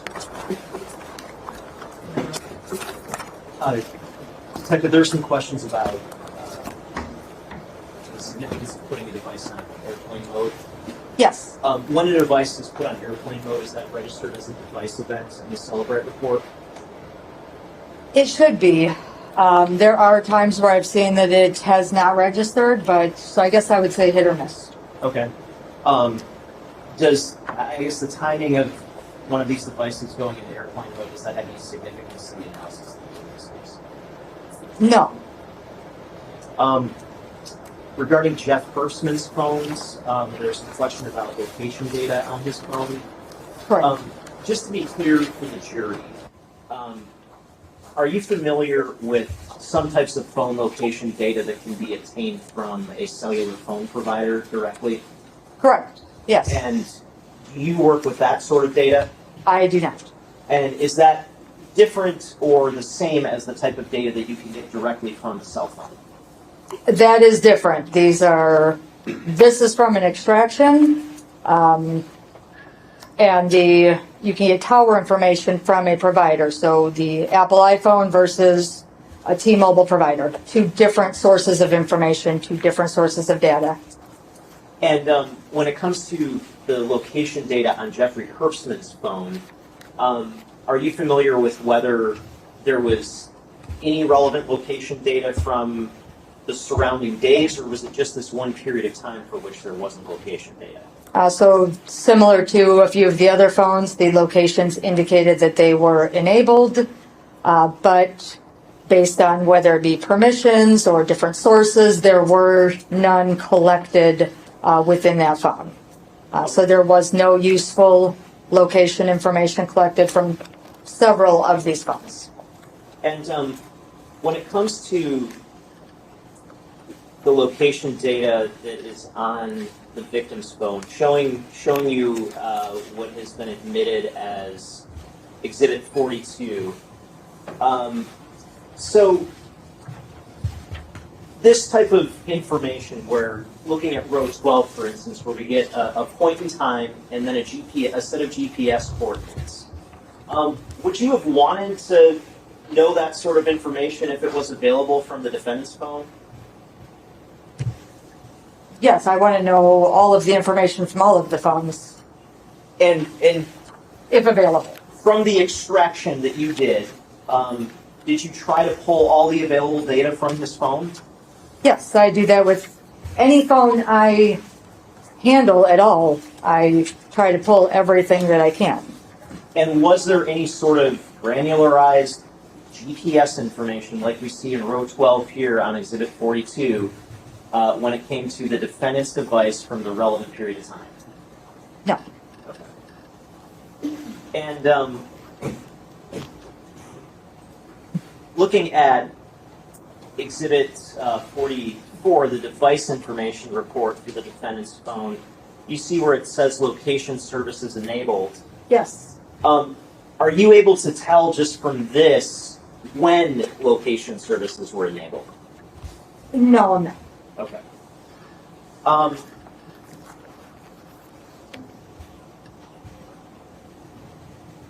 Now, there were some questions about the victim's timeline from her phone, which is, again, back here is Exhibit 42. If hypothetically she had taken photos during this period of time or taken videos, would information about those videos or photos show up in this timeline? Yes, as long as the timeline includes all of those different sources. So we can narrow it down to a specific time frame, and then any activity within the phone would be indicated. If, like on some of them, it may appear to be limited activity, but as long as there's a line entry, I can go into a different category to look for more detailed information if it's something that's needed. But some type of entry should be in the timeline. And are you able, using Celebrate, to recover photos or videos that have been recently deleted? It depends. The media, recovering deleted media can be more challenging, but a breadcrumb or a source would still show. It's whether or not the challenging part comes, whether or not that image or that video is able to be put back together and like played or viewed. That can be hit or miss, but the notation that it was there at one point, there'd be some kind of a sign or that breadcrumb that would still be there. And when a recently deleted video or photo is able to be recovered, is that the sort of thing that would populate in the timeline like we see on Exhibit 42? Yes. Okay. And just to be clear, are you aware of any videos or photos during this time frame when it comes to the victim's device? I'm not from the timeline section, no.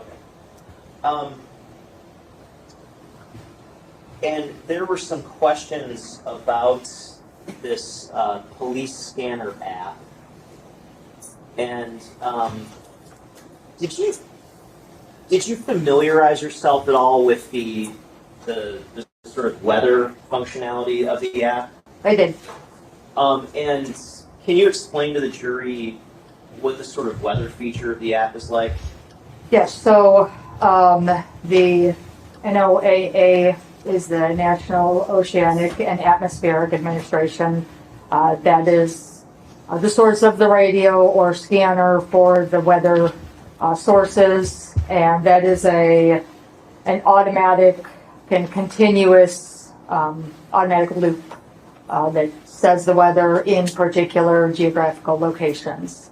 I did also go to the app itself on my phone because I cannot look in this phone, but on my phone, and I found limited sources, weather sources for Michigan. So I did not listen to every weather station that was available. I did check for the Michigan locations. And so is the weather functionality like the typical weather app on an iPhone where you look and it just lists out a location and the temperature and the weather conditions, for instance? No, this is a scanner app. So this is scanning for broadcast. There isn't any visual radar picture or anything to look at on a scanner app. It's just playing a continuous loop that's an automated voice that just tells the weather over and over and over again in certain geographical locations. Okay, and when you opened up the phone, as depicted here on page 3 of Exhibit 124, did you see anything about the weather pop up? No. And what was it that was visible when you opened the phone? So I can tell that the last scanner radio station that was playing was the Detroit Police Dispatch. Thank you, nothing further. Now, we're doing work backwards. You stated that you were able to find limited sources for Michigan weather, correct? Correct. Which means that you found some sources for Michigan weather, correct? Correct. Okay.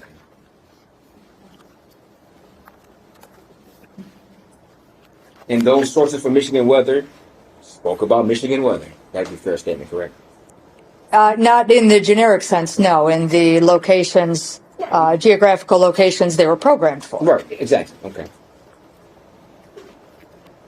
And you also stated that it depends if you're able to find video that's recently deleted, correct?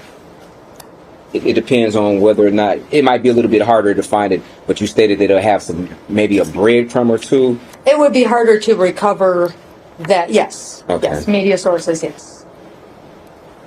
Now, what type of breadcrumb would appear in was the device events line? What would it say that would, I guess, signal you to look further for a possible deleted video? So nothing in the device events line. Okay, wouldn't, okay. So if somebody uses their camera, would anything appear in a device events line? Not in the events, is just recording the events. Okay, so that wouldn't be an event if somebody used their camera and took a picture? That wouldn't be an event?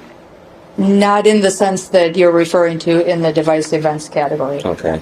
So where would it appear if somebody took a picture or a video with their phone? You can look in the video section or Okay. the images section. Okay, because maybe I'm confused. I thought a question was proposed of you of whether or not in the timeline events line, a timeline events section of the phone or device events, there would depict that the phone or the camera was used. Was that the question? Because No. if we go to Exhibit 41.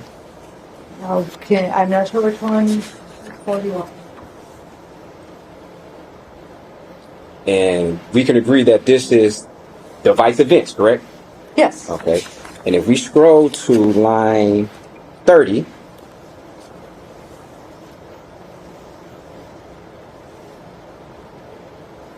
it indicates the camera state was on, correct? Correct. Okay. So maybe I was confused, but I thought that you indicated that in this device event, if the camera was actually used to take a picture, it would be depicted in these events. That's not true? You were confused, sir. Okay. We're talking about, this is device events. Yes. Okay, yes, I know. Right. Yes. Okay. Okay. So just to be clear, if the camera was used at this particular time, there will be nothing in this readout or this exhibit that would indicate that the camera was actually used, correct? Not in device events. Okay. You would have to go to another portion of the phone to see where the videos are stored at and then check through there, correct? That would be one location. Okay. And if the video is deleted from that particular section, would it have like a cookie or would it have a partial file? What would it have in, I guess, any location, or maybe specifically that location? We'll start there first. What would it have in that specific location that would indicate that there's a possible deleted video or picture? Oh, well, it wouldn't have a cookie. It could have so that's a file system change in some way. So if a picture or video is deleted, there's still going to be indications in a file system that it was taken. So it could just be date, time, image. It could, in deleted cases, it may recover that image. Okay. So we may be able to see it again. But there would be indications of, and this is all based on being able to recover it from the extraction process. So it would be deleted and then recovered through that extraction, through the extraction process. So part or all of it could be recovered, but there would be an indication, a line of something from the images section. It could be a partial date. It could be a little partial picture. It could say empty file, Okay. but we know a file was there. There are many different And do- potential possibilities here. Right. And do you recollect on whether or not you were able to determine whether or not there was a recently deleted file or not? So from the timeline section, it did not show recently deleted files from that time frame or time period. Okay. Thank you. No further questions. Any further leader? Thank you. Questions from the jury? And now, Council Approach. Deputy, could you get the questions from the jury, please?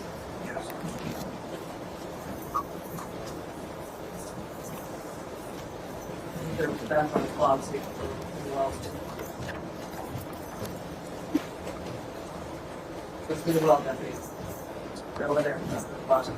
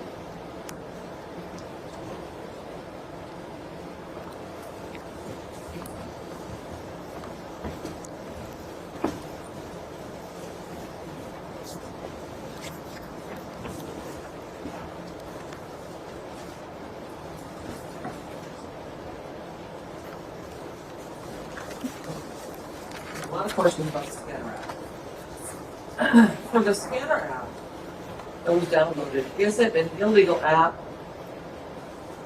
or is it open for public use?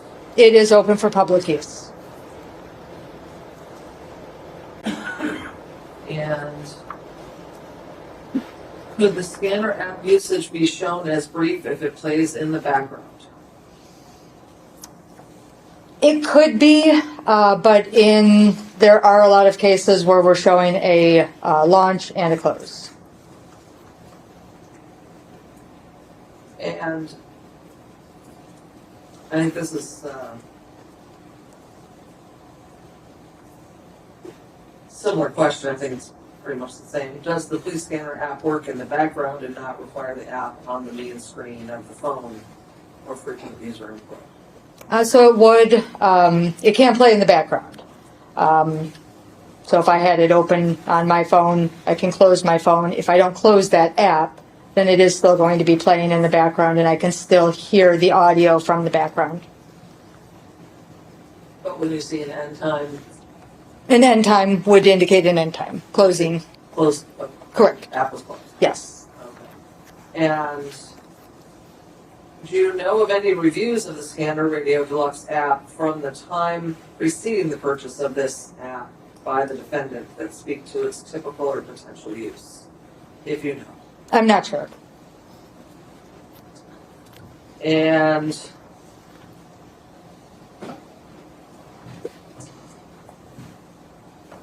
would you agree that the phone GPS location is a one-way communication from the satellite to the phone, and the phone uses a data connection to place its location? So the locations can be taken from different places. GPS satellite is one potential source, and that's all it is. It's a potential source. You can also have your tower location. You can have your media locations activated. It's really up to user preference, but GPS is one potential source. And can a device update itself while the device is powered off, regardless of if it's in airplane mode? Not if it's powered off. For updates to take place, a device has to be on and connected to the internet for any type of update or activity to take place. Any further questions based on those? No, Your Honor. Mr. Brown? Yes, just briefly, you stated that based upon your analysis that the app was appeared to be open and closed down, correct? Correct. Okay. And you would agree that GPS location is more accurate than cell phone location as far as being able to pinpoint a more of a precise location, correct? We're talking GPS versus towers? Yes. I would. Okay. And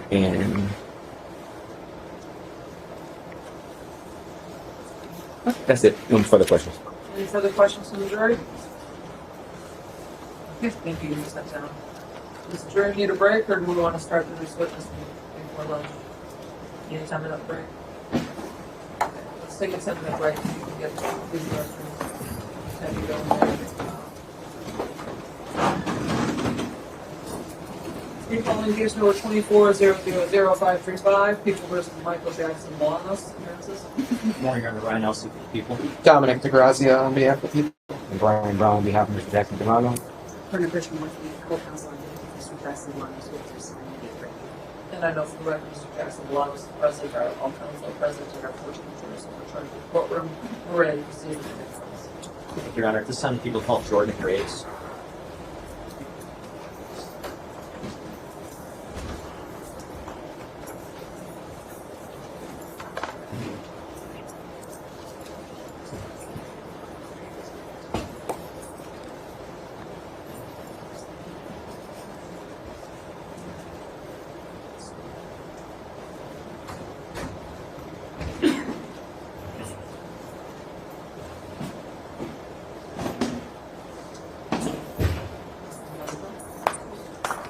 Do you swear to affirm to tell the truth, the whole truth, and nothing but the truth? Yes, sir. Thank you for this.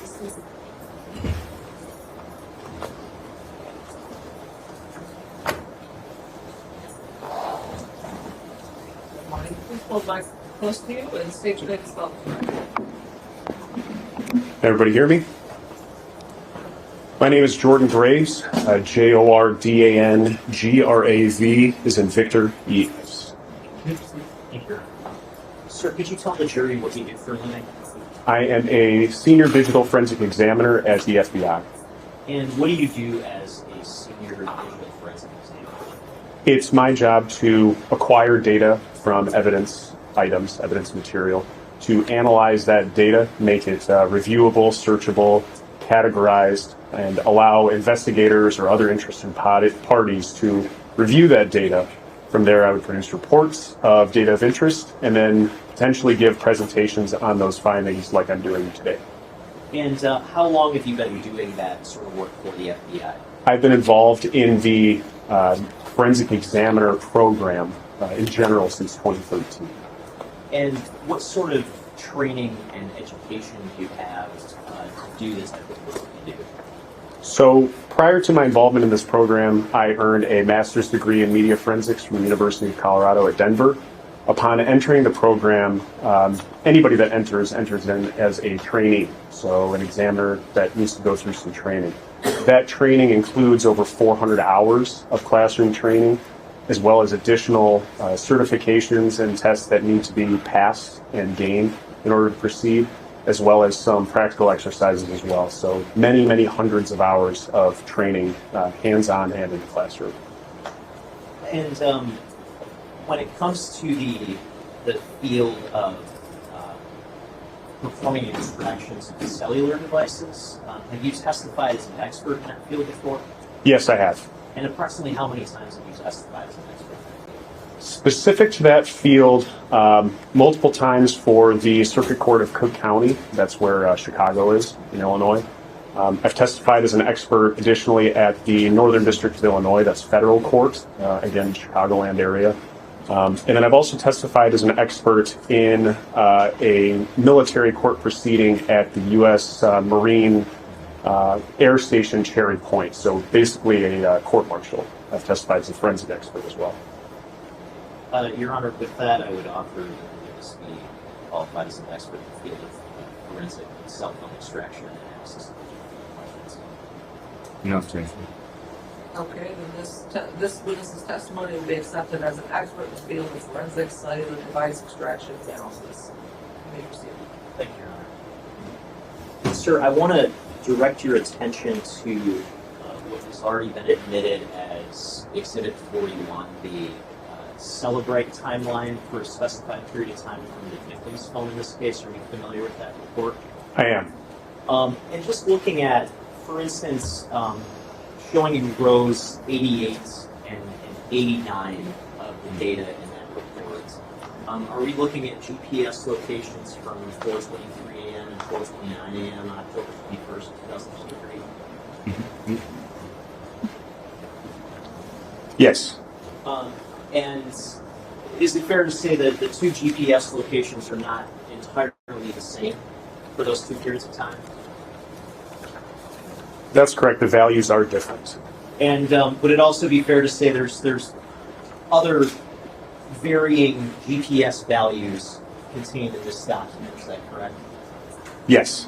Now, based on your role as a senior digital forensic examiner with the FBI, do you have some familiarity with how the GPS system works? Yes, a little bit. And can you explain to the jury just what the GPS system is as a general matter? So GPS stands for Global Positioning System. It's a series of satellites that orbit the Earth that help triangulate or locate devices with GPS antennas.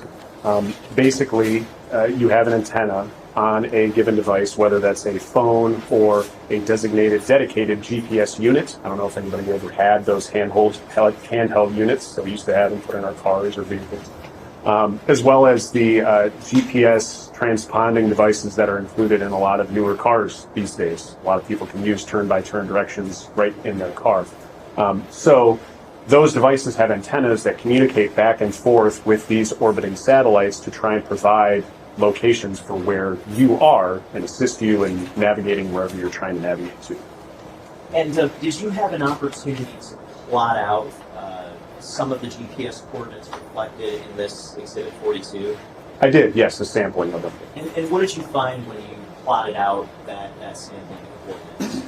So for the coordinates that I had, Your Honor, I would object. I believe this is a witness who's qualified to, I guess, testify about the GPS coordinates. He even used the qualifying that he knows a little bit about GPS. So he's an expert in forensic extraction, but I don't believe he's an expert as far as global positioning system on how it works, or the coordinates are, and be able to compare different coordinates to different coordinates, Your Honor. So I believe that this witness is not the right witness. Well, it's extractive and analysis.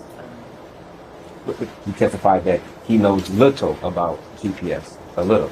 He used those words. What's up? You asked some questions. Sure. Sir, when you said you knew a little bit about the GPS system, what do you mean by that? I meant that I didn't design GPS systems.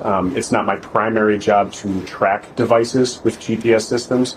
Just as a user of devices that have GPS enabled, and as an experienced examiner who has reviewed GPS location data on given evidence sources. That is what my expertise is in. Okay, and within your area of expertise, do you have experience analyzing GPS data that has been extracted from cellular devices? I do. And are you able to testify and use some of that experience in terms of interpreting the data reflected in Exhibit 42? Yes. Okay.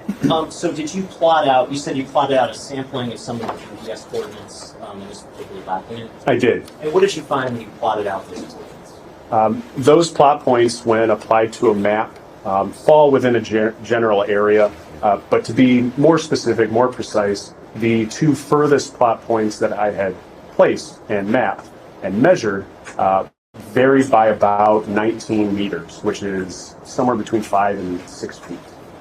Or, I'm sorry, the other way around. 5 meters, 19 feet. So a 19-foot variance between these furthest points that I mapped. Okay, and were all those points consistent with being in and around the area of 1366 Joliet Place in Detroit? Yes. And now, based on your experience interpreting GPS data, is that sort of variance consistent with the device moving during that period of time? It could be moving or stationary to have variance in GPS records. And how could it be stationary if there's deviations in GPS points from one time to another? Your Honor, I object. We're getting into speculation now. He's speculating. Truly, he's not an expert in this particular situation, so he's asking him to speculate on an area that's beyond his expertise.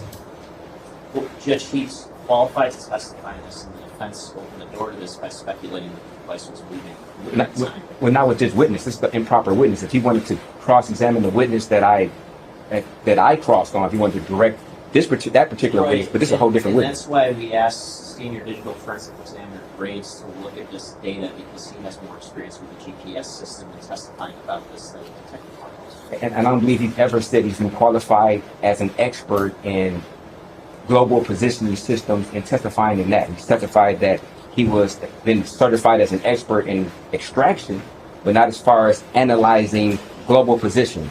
And he's just not the right witness. Ask me about his training regarding GPS interpretation. Okay, what sort of experience or training do you have when it comes to interpreting GPS data? So, as you can imagine, with mobile devices being on people's persons or being in people's vehicles, location data is very prevalent with the evidence that I've worked on in my career. We're talking about many hundreds of requests for assistance, all of those requests constituting potentially multiple evidence items. So thousands and thousands of evidence items that I've examined personally. Many of them contain some kind of a location aspect. And many times the location information is significant, at least as communicated to me by the case agent or whoever's requesting this assistance. So I do have a lot of work experience working on evidence data, specifically looking for location data, providing that data to the requester or the investigator, as well as plotting that data out using a a readily available service like Google Earth or Google Maps. It's fairly simple and straightforward to enter in latitudes and longitudinal values in those fields and then to see where those plot points land. It's pretty trivial process. And Judge, I just state that despite that impressive dialogue that he just stated, that he didn't indicate none of his training, whether or not he was certified or any type of outsources that he was ever qualified as a witness, as an expert witness. He stated that he has done it in the past. Yeah, I was planning on asking a question. So, when it comes to the training that you've had with the FBI, does any of that training specifically address anything having to do with the global positioning system? Yes. And can you elaborate on that? So some of the training that we receive provided by the FBI covers and deals with locations and how location data is recovered from evidence items and how it should be interpreted. In addition to the internal training provided by the FBI, there's also external training that I've attended, which includes training provided by an organization called the SANS organization. It's a tool neutral, vendor neutral organization that provides training to folks in the public sector and the private sector on a variety of different informational technology aspects. So security, forensics, incident response. One of those courses is an advanced smartphone or mobile device forensic course. It's 6 days long. You work all day. You have a certification at the end, which I've earned. And as part of that training, some of the objectives of the training days include recovering and interpreting location data. As part of your experience recovering and interpreting location data, and as part of your training when it comes to location data, have you ever encountered situations with very small fluctuations in GPS data, like the example that we have here in Exhibit 42? Yes. And can you, I guess, can you explain what your experience is in sort of interpreting those sorts of small deviations in GPS data? So based on my training experience, GPS records come with an inherent margin of error, right? It's not going to be accurate down to the centimeter or to the inch necessarily. There are a whole lot of variables that come into place when GPS records are produced. The system itself is a series of orbiting satellites around the Earth that are constantly moving and trying to connect to however many devices are using those satellites. The devices themselves may be moving or may be stationary. The Earth itself is orbiting the sun and rotating. And upon the Earth, the devices in question may either be, may either be in an open field or somewhere without much man-made or natural obstructions, or the devices could be residing somewhere where there might be more natural and man-made obstructions. So mountain ranges, large buildings, poured concrete and rebar, all of these type of places, all these types of structures that are on the Earth's surface can obstruct GPS signal to satellites. And so hypothetically, if you had GPS data from a device that was perfectly stationary over the period of 5 hours, would you expect that GPS data to be uniform for that entire 5-hour period? In a real-world application, I would expect the GPS records to potentially fluctuate at least a little. Now, in terms of your extraction and processing of data when it comes to cellular devices, what sort of computer program do you use to process data from a cellular device? So the tools that we use as forensic examiners, they can vary depending on what kinds of evidence that you're looking to conduct your examinations on. Two of the more popular ones, not just for the FBI, but across the forensics industry, we're talking about other public sector groups as well as private sector entities, include Cellebrite, the Cellebrite suite, and Axiom. Axiom is a product that's made by a company called Magnet Forensics. And they both effectively achieve the same goals, which is to take an extracted data set and to parse through that data set. When I say parse, I mean iterate through the data set, read the data, this big long string of characters, letters, numbers, and then make interpretations about what that content may be, and then present them to you as lists of possible artifacts, location data, device information, chats, internet activity, any of the data that you might anticipate would be populated on a mobile device could potentially be recovered from these tools. Now, are Celebrate and Axiom the same exact computer program? They're not. If hypothetically you were to take the same data set and process it with both Celebrate and Axiom, would you expect to see the same exact results?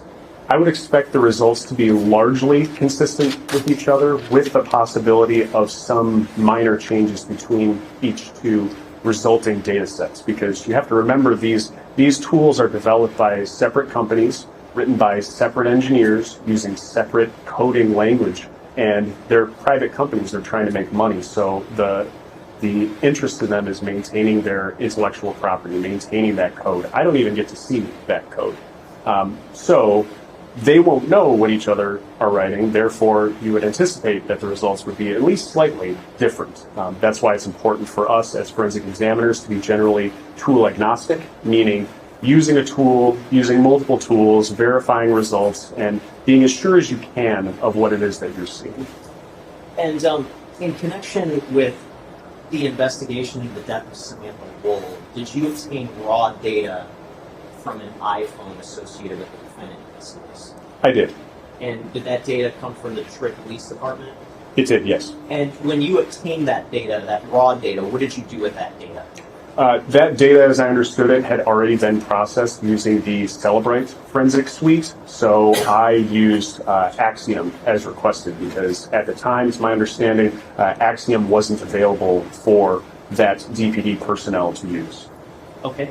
And when you processed the data using Axiom, were you able to generate a sort of overall report of the data?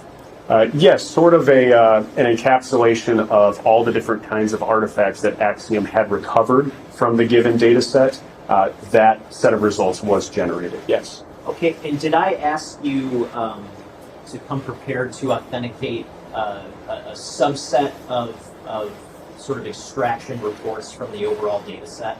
You did ask me that, yes. Okay, and did you go into your overall sort of body of data from the Axiom program and confirm the authenticity of those reports? I did. Okay. I'm holding first what's been marked as People's Proposed Exhibit 126. May I approach your honor?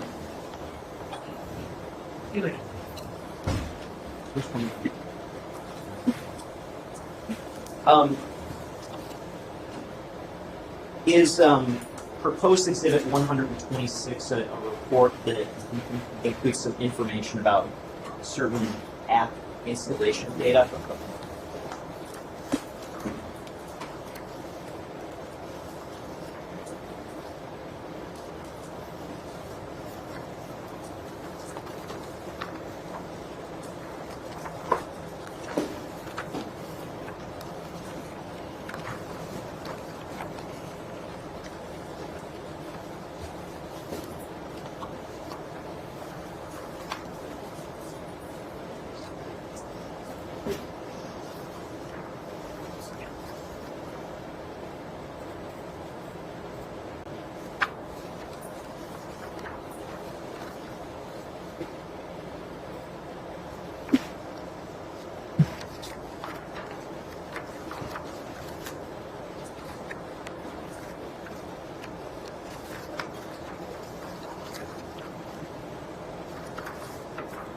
Yes, this is a series of records pertaining to app installation, yes. And in terms of the apps that are referenced, is it specific to scanner-related apps?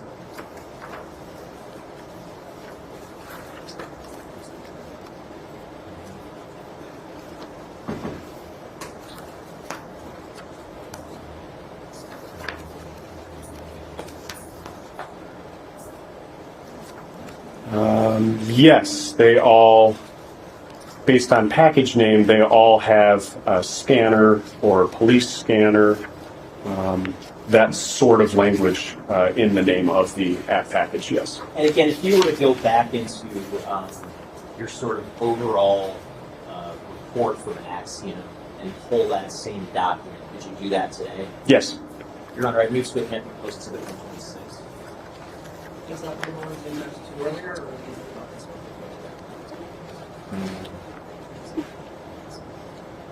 Yeah, I think it's the previous objection. It's the same objections. Okay, well, it'll be admitted subject to the prior objection.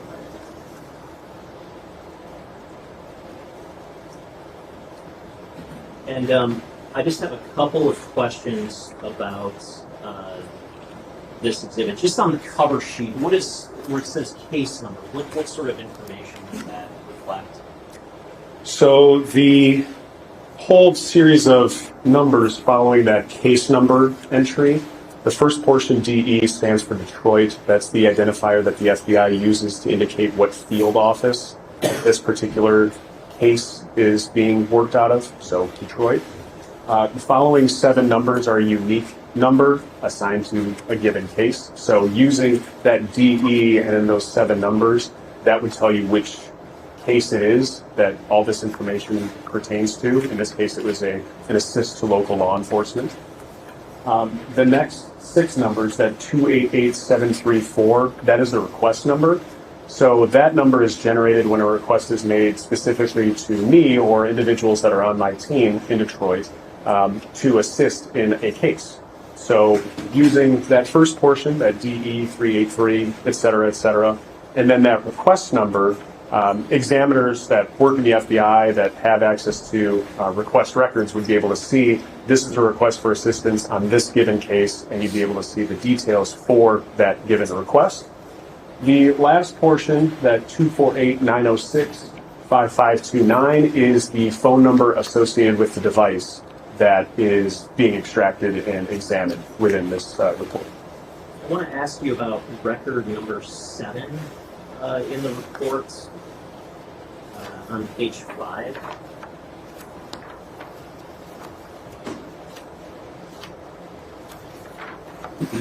Okay. And what sort of information can we glean from this specific record? So there are a series of rows depicted in this record: action, package name, date and time, local time, source, location, evidence number, recovery method, and item ID. The first one, action, install, successful. This is the generic summary provided by Axiom of what a given event is. So a successful installation, as Axiom is reporting. For package name, this is insight into what app is actually being installed. That com.radio.police.scanner.scanner is going to be the information of relevance or of importance, telling you what sort of application is being installed. Date time, local time, that is the date and time that the application was installed. And local time is significant because a lot of times when we're talking about computers or mobile devices, the time isn't necessarily based on your time zone. It's based on something called UTC, which doesn't account for time zones. It's this universal cutoff time somewhere in Europe is where this takes place. And then from there, you would have to adjust for your time zone minus 4 hours or 5 hours or 6 hours as you go into different time zones. And then obviously changing for daylight savings where that's observed. But this local time specific portion gets around that. It tells you what the local time to the device was at the time of this record. Source, this is where this record is actually pulled from on the extracted data. So if you were to connect to this phone, say to your computer, and navigate through it like a thumb drive, like you were looking for family photos or something, this would be the series of folders you would have to navigate to and the file you would have to open to see this record. So you can walk right through it. Every time there's a backward slash, that's a new folder you have to open. And then finally, this mobile_installation.log.0, that's the name of the log where this record came from. Underneath that is location. This is the quasi-physical place on the device of where this data exists, not in terms of within these digital folders, but actually on the device. It's different with mobile devices because with computers, the language we used to use was for spinning hard drives that actually have physical platters that had information stored on them. With these flash storage devices that we refer to as flash, there isn't a spinning mechanism or moving parts that constitutes this storage mechanism. It's all chemistry. It's all chemical reactions. It's all electronics on chips. But anyway, that offset, that location is where in the stored medium this record would be. Below that is evidence number. That is just the name of the source that this data ultimately came from. So you'll see it's HF23-273, which I was led to believe is the case number for Detroit Police Department. Then Apple iPhone XR is what it says. 248-906-5529 dumpfile.zip. That .zip is an archive. It's an encapsulation of the data extracted from the phone in one container. Underneath that, recovery method parsing. That just means through its normal iteration process, the software found this record and is displaying it. It didn't have to do any kind of advanced analytics or second passes through or anything like that. It's just traversing through, finding it, recording it. And then finally, item ID. This would be a unique identification number within this Axiom processing session pertaining to that record. So as you go through all of the records for all of the artifacts that were recovered from this device, all within the same session, each record would have an individual ID number. And that is all the information listed here. And if we go to record 8, what's the next action that's reflected there? The next action that's reflected there is uninstalling identifier. And can you say anything about what that means? An identifier, I mean, it depends on the context, but in a lot of times when phones and computers are doing normal day-to-day user-related things, tasks, there's a lot more that happens in the background than folks may understand. For instance, if you're simply typing in a Word document, the things that are going on in the background of that computer aren't just placing letters within that document. There might be a whole bunch of background system things that are happening at the same time to best manage the user experience, to best keep the thing operating in an optimal fashion.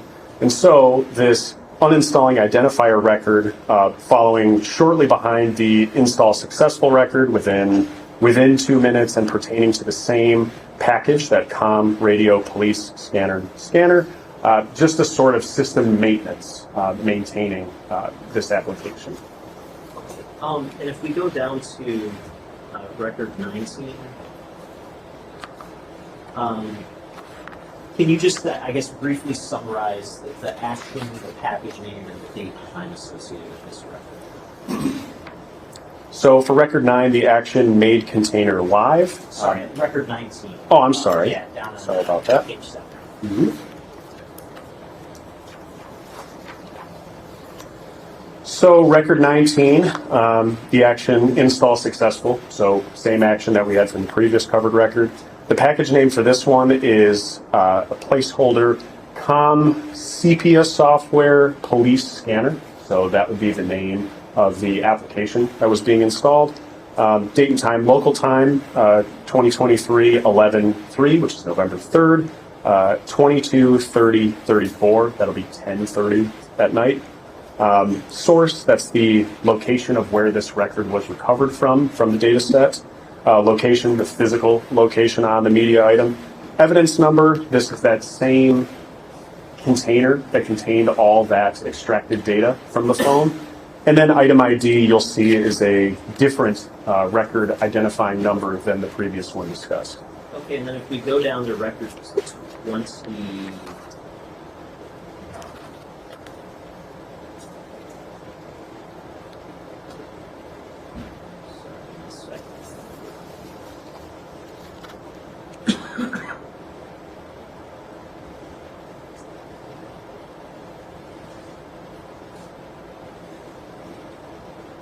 if we go down to record 24,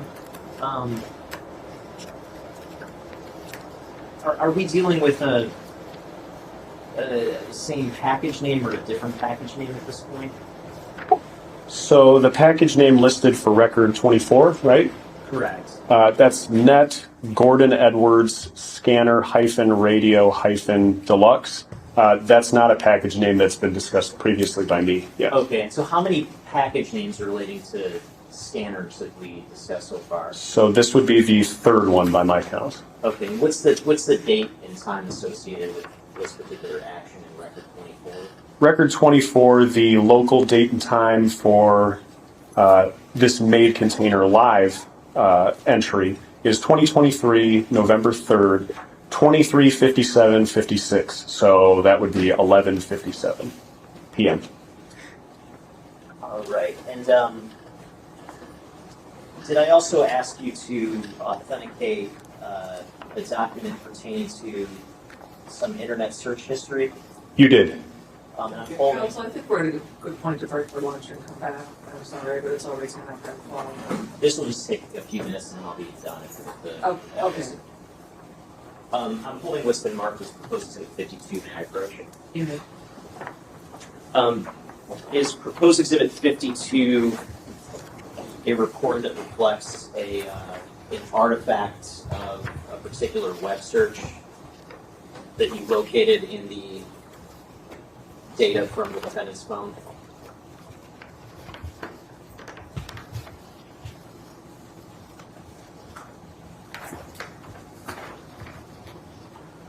Yes, this document details web searches that were recovered from this given phone data set. Yes. And again, if you were to go back into the overall extraction from Axiom, could you generate that same document today? Yes. I move to admit proposed exhibit 52. Equals 52 is admitted. And if we scroll down to page 4, record 1, could you indicate what the search term was associated with this particular record? So the search term, which would be the phrase, the term or phrase or words that were entered by a device user, is blacklight sees what? With a question mark at the end. And is there a particular date and time associated with that search term? There is. And what is the date and time? The search session start date and time is 10/30/2023, so October 30th, 2023, at 2:19:18 a.m. UTC. So this goes back to what we were talking about before, where information may be stored either with a local time or in UTC, where you would have to manually account for that time difference based on time zones. Okay. And are the other records contained in this exhibit duplicative of this record?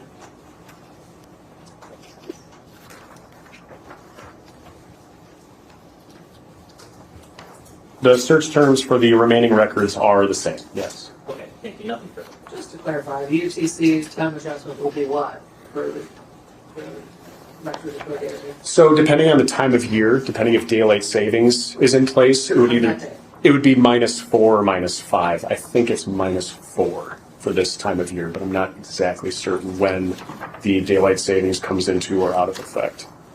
I'd have to double check. That would be either So you'd have to subtract 4 hours. 10 or 9, 18.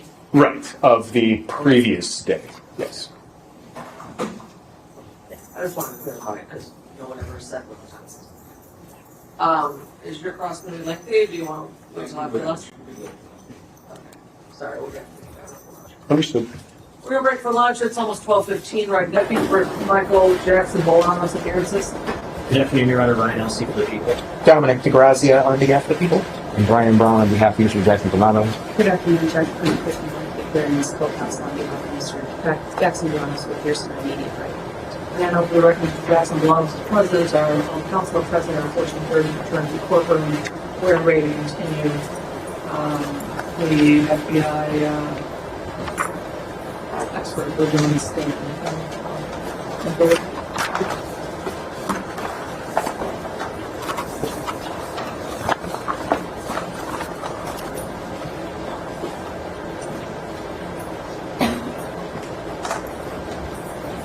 Ready to go.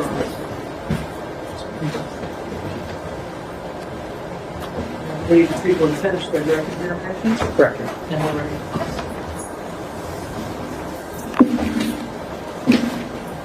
Good afternoon, Special Agent. Sorry, I'm not an agent. Oh, you're not. Oh, okay. I'm sorry. I apologize. So good afternoon. Now, you indicated on direct that you had some experience with the way GPS works, correct? With the way that GPS data is interpreted when it's observed on evidence devices, yes. Okay. And you indicated that sometimes, I guess from your understanding, there could be at least a 5-meter variance into the actual location into what the information depicts? You're talking about a variance between where a device actually is versus the location data that's recorded. That is correct. There can be a variance. I don't know the extent of that variance. That would be subject to testing. Okay. Now, you indicated in this particular case that you were able to input the longitude and latitude to find out the coordinates, correct? A sampling of them, yes. Okay. And when did you perform that analysis? When I was preparing for trial with the prosecuting attorney asking me to review some of these materials that he had planned to ask me about. Okay. He provided a list of exhibits for me to review, then took those sets of coordinates, plotted them, calculated where they would be and how far apart those coordinates would be. Okay. And can you just give us a time frame estimate on when you had this conversation and you performed this analysis? Ballpark? Ballpark, it would have been within the last few weeks. Last few weeks? Okay. So would it be fair to say when you originally did this analysis of the particular phone that you did not input these coordinates into any type of database to determine what the coordinates were? That is correct, yes. Okay. Now, you did notice a difference in the coordinates on different line items, correct? Different records of a location? Yes. Yes, some of those records were different. Yes. Okay. And you're not able to definitively say whether or not that device did not move from one time period to another one, correct? Correct, yes. Okay. And it's very possible that if the device would have moved, say, 5 feet, then it could have been a change of the coordinates as far as the longitude and the latitude, correct? Yes. Okay.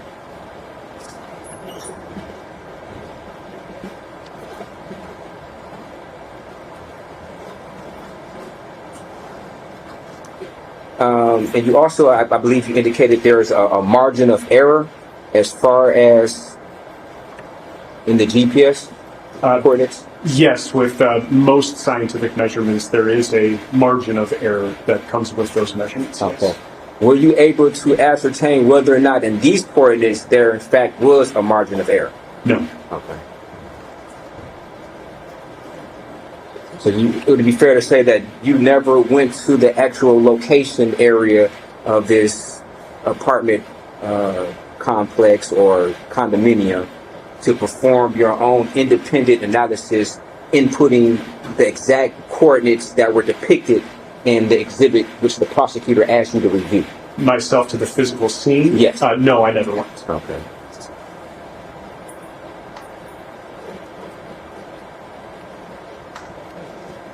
So would it be fair to say that when you inputted the coordinates, all you were able to ascertain is that it was in the general area of a particular address?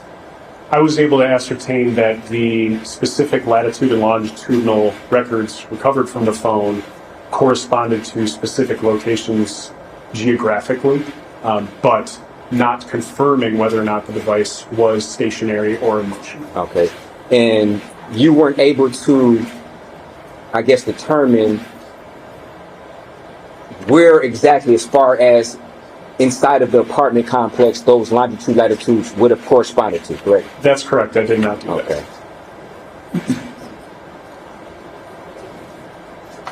If you were able to go to the scene and do an independent analysis as far as inputting these particular longitude, latitude, and being inside of the apartment, would that have gave you a better, I guess, opinion of whether or not these coordinates could have been accurate and Yeah, whether or not these coordinates could have been accurate? It depends on the conditions of the test, but it certainly could have improved that confidence of a finding one way or the other. Okay. Sure.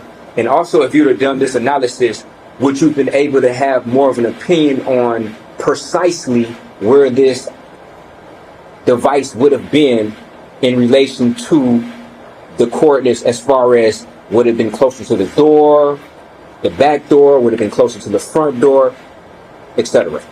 Yeah, again, it depends on the parameters of the testing, the experiment. Ideally, for an experiment like this, as you're describing, you would want a device of the same make and model. You would want as many of the same factors as possible as it comes to software versions, tools used.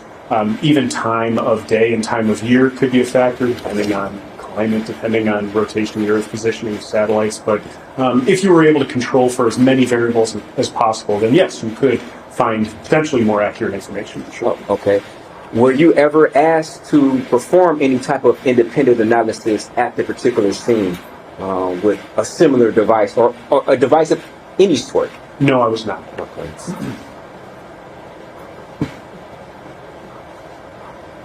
And if that analysis were done, it would be by the request of law enforcement and or the prosecutor, correct? It would be at the request of whoever's making that request. Okay. If the request for examination is valid from whatever party it comes from, and if there is a valid legal authority backing up that request, then I can do request of examination on behalf of virtually anybody. Okay. And it'd be fair to say that you just wouldn't independently say, I'm going to go over to a location and do my own analysis without first getting the authorization and being requested to do so.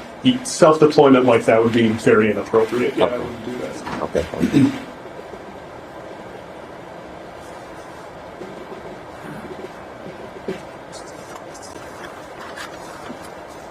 Now, you also indicated that you did an extraction from Mr. Jackson-Bolanos' cell phone using the Axion software? So I didn't perform the extraction of the data, the collection of the data from the device. I was provided with that data set, and then I processed that data using Axiom, A-X-I-O-M, is in Montana software. Yes. Okay. And that's indicated that's a little bit different, I guess, in some respects than Celebrate, since they're both their own independent companies and they have different type of, I guess, coding features in order to analyze the extracted data? Yes. Yes, it's different. Do you use Celebrate? I do. Okay. Did you use Celebrate in this particular instance when you analyzed the previously extracted data? I believe I used Celebrate, specifically the timeline function for this particular device. Okay. I'm not sure what versions of Celebrate were used by other personnel, but I did have Celebrate available to me and I did process with Celebrate as well. So is it common in your experience for an individual who uses Celebrate and a person who uses Axion to have different results as far as the analysis, such as maybe web search history?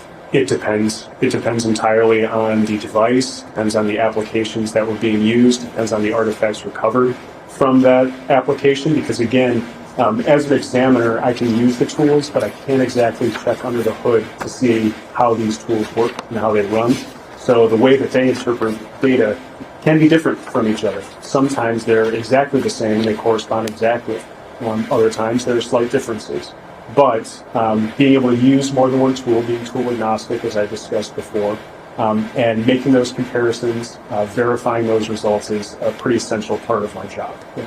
Okay. Now, when you do analysis of, say, for instance, Google searches, do you then compare if a Google search with a possible web history to see if that same item that is depicted in the Google search also is illustrated in the column under web history, or yes, web history? I'm sorry, I'm not quite following what you're asking. You would agree that for phones, they have a history of websites that were actually visited, correct? They can, yes, depending on the device configuration, depending on how your software is set up, how your web browser is set up. You might be using a web browser that doesn't save its history, doesn't save that activity. Maybe you're using a private browsing mode or an incognito mode. In that event, your device won't necessarily retain all the information. So it depends. Okay. And when you did the analysis of Mr. Jackson-Bolanos' phone, you were able to look through the actual web history, correct? Yes. Okay. And you indicated that you were able to identify, or I guess see this search, Black Light Sees What, that was under the Google searches? It was in the, if I recall correctly, it was a search using the Google search platform using the Safari web browser on the iPhone, if I recall. And would it be fair to say that when you went back to the Safari's web history, that particular search was not depicted under the heading or title of or column of Safari's web history? It may not have been. I did not look for it there. Okay. Would that be odd, in your opinion, for an individual to use Safari and allegedly use Safari, Google on Safari to search a particular term, and then if you go to the Safari history to not find that same search under the history? Would that be an odd scenario, is that what you're asking? Yeah. Not necessarily. Depending on The settings? how, I'm sorry? Depending on the settings, or how they set their web? Well, not just the settings, but actually how the data resides on the device. There are some situations where data, if it's deleted from a given device, it may not appear where you had stored it in a given file or in a given folder. It might be somewhere else, a place where we refer to it in forensics as unallocated space, meaning it's not set up for active storage somewhere. The way that I like to describe it is, imagine an apartment complex that's fully filled up with residents, and say one of the residents leaves all of their belongings there. That apartment complex is no longer allocated by an occupant. There isn't somebody living there anymore, but there are remnants of that person's stay there, and some of that material might offer suggestions or information about what was originally stored in that place. Sort of like that. Okay.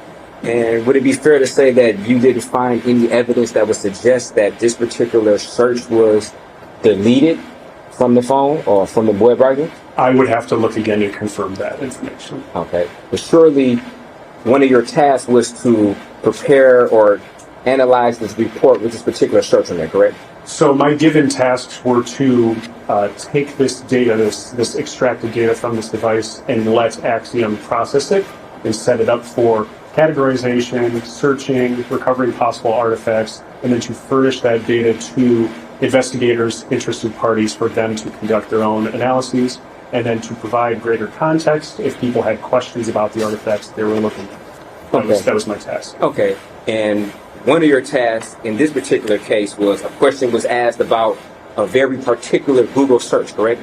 Yes. Okay. And you analyzed the data associated with that Google search so you could be prepared to testify to that very same search in court today, correct? Yes. Okay. So would it be fair to say that more or less you did your homework in relation to this particular search so you'll be prepared to testify today, correct? I think I would need to review the exhibits or the particular screenshots of these records to be able to say specifically whether or not records were recovered from deleted portions or if they were actively stored. Okay. That's not a question that the prosecutor asked you, if whether or not this particular search was deleted or not? Are you talking about on direct? Before you testified today, was that one of your tasks to see whether or not this search was ever deleted from the phone or attempted to be deleted?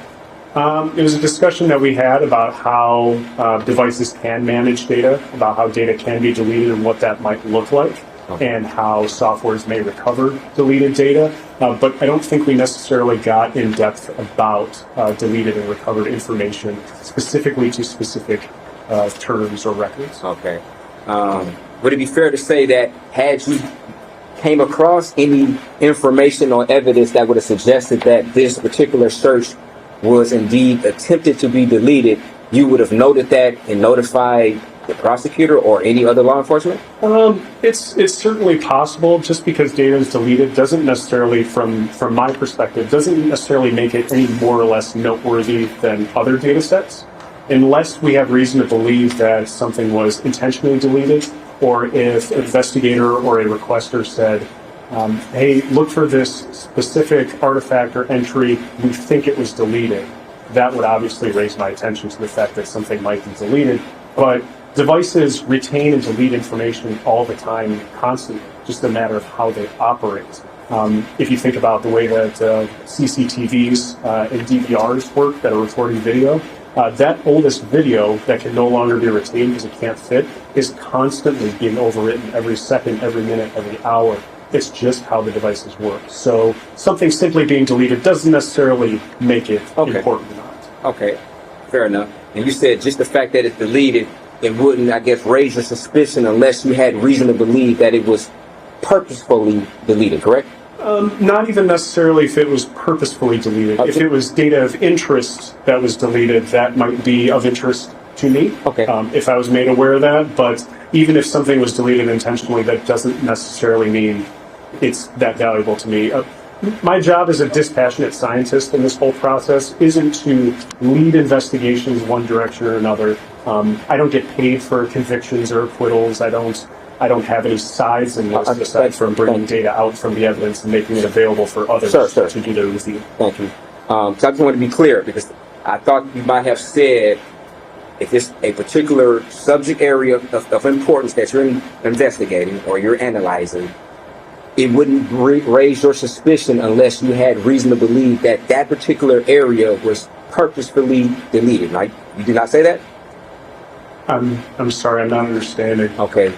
If there's a particular area that you are analyzing or a particular search term that you're analyzing, you indicated that your suspicions would not be raised unless you had reason to believe that that particular search term was purposefully deleted. Is that correct? I mean, if data was deleted and that data was data of interest, then yes, I would make note of it. Okay. So in this particular case, you had a very specific term that you were analyzing, correct? I had a term that was brought to my attention after the analysis was complete, yes. Oh, okay.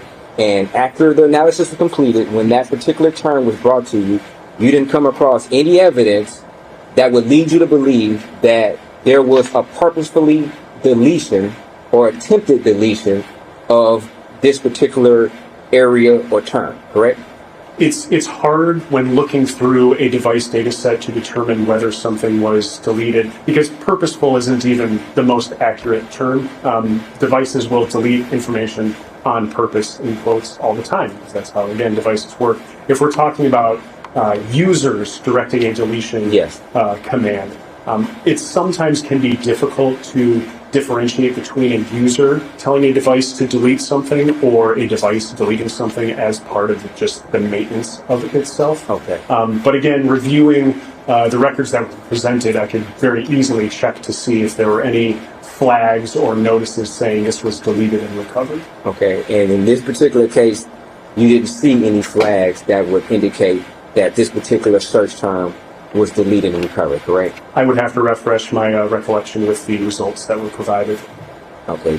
Do you have the notes in front of you that would refresh your memory?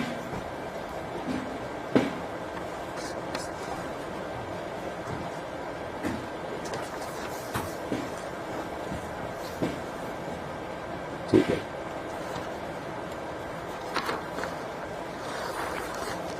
May I? Yes, please. Thank you.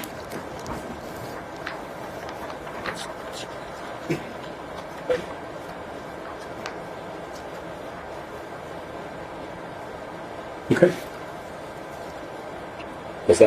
Can we answer our question? Can you say it again, please? Oh, do you have any knowledge that this particular term was user deleted or attempted deleted? Unclear if user deleted or not, but there is a phrase that's listed in these records. And I'm looking at, for instance, record 1 from Google searches. This is from Exhibit 52. The search term is black light sees what? Again, question mark. Google search conducted in Safari.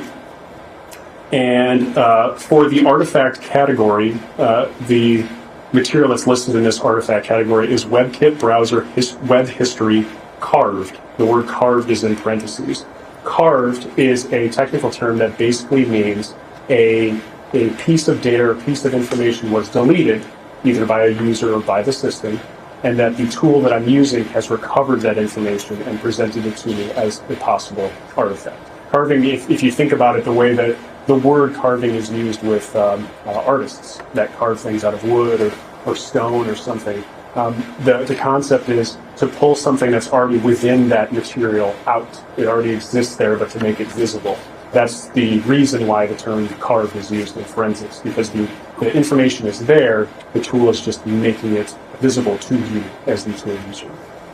And do you know what the Safari settings would be in order to determine whether or not this was a system-generated attempted carving or not? Whether it was a system deletion or a user deletion? Yes. No, I don't know those settings. Okay. Were you able to analyze the settings to determine? Those settings would be best reviewed by powering on the phone, opening that app, and browsing through the settings for that app. Okay, so there's no way, once the phone is extracted, to go through the previous saved settings on that device and then analyze those settings to determine what those settings were at that particular time? There are potential ways to do that by perusing through the databases available from the extracted data, but there's no guarantee that this particular databases and records will be extracted out that would properly replicate those settings for an examiner to review. The best way, as I would describe for a fair amount of mobile device forensics, is to go straight to the source and observe it on the phone and document it that way. Okay. And did you have an opportunity to do that in this particular situation? No, I did not. Okay. So you indicated that it'd be a much thorough analysis if you actually had the phone, correct? It's another aspect to this examination that could be done, yes. Okay. And if you were to analyze the phone itself, that wouldn't be by your own discretion. That'd be by a request of law enforcement or prosecutor, somebody along those lines who would then request you to analyze the phone itself, correct? Someone would ask me to do that, yes. I wouldn't do that on my own. Nor would it be a fair statement to say that after you analyze the phone, after you analyze the records, you don't normally request to say, hey, I want to complete my analysis and make sure my analysis is thorough. I want the phone so I can compare it with the analysis from the extracted data.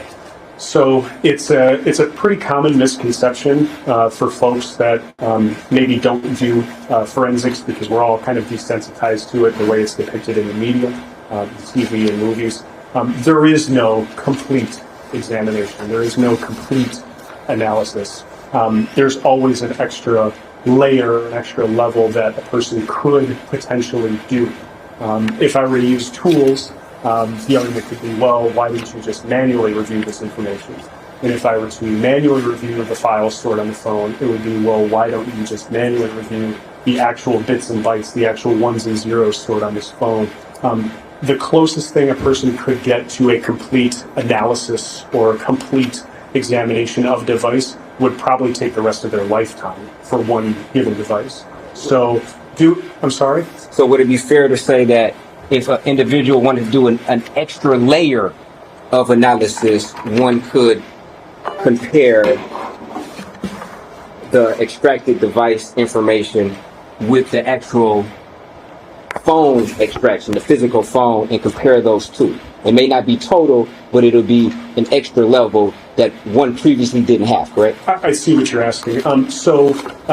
That is something that could be done, although it should be noted that all the tools that the FBI uses, that we use, with the exception of deviations from our processes, all the tools that we use go through testing and validation procedures where test data sets are actually run through the tools in order to obtain predictable results. If the results that are obtained are predictable, then we know that the tools are operating the way that they should. They're recovering the data the way that they should. They're describing it to us the way that they should. Therefore, the tools can then be trusted, for lack of a better term. And we do that for every version iteration of a new tool, as well as every new tool that we use in our work.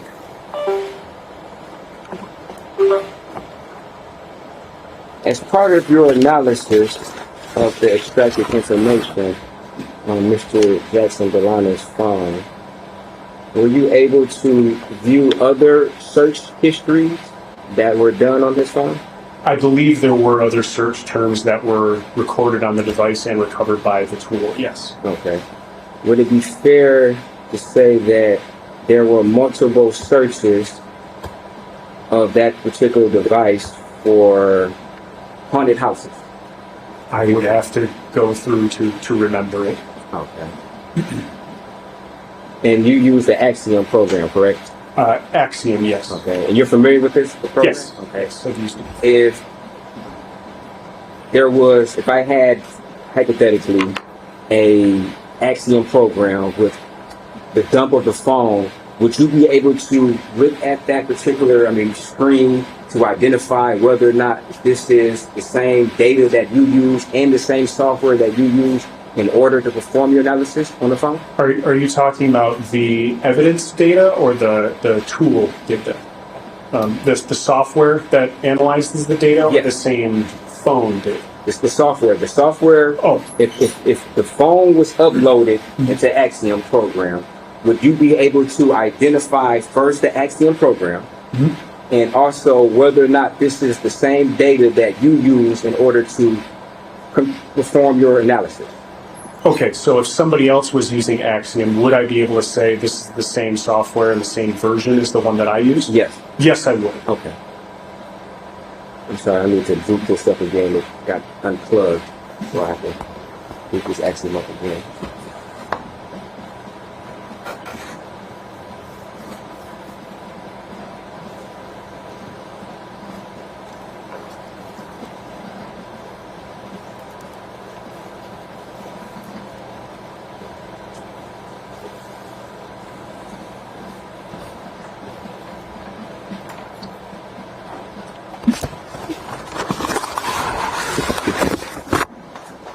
I guess in the meantime, while this loads up, load it up now.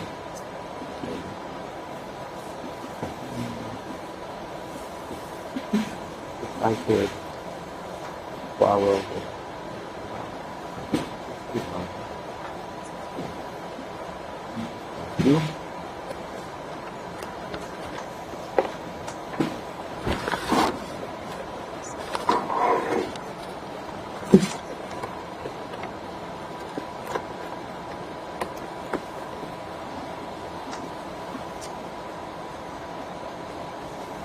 So if I could direct your attention to the screen. Your Honor, just to be clear, that this is not that bit yet. This is the entirety of the defense markup. Is the defense trying to move the entirety of the program to be? Because if not, it shouldn't be displayed.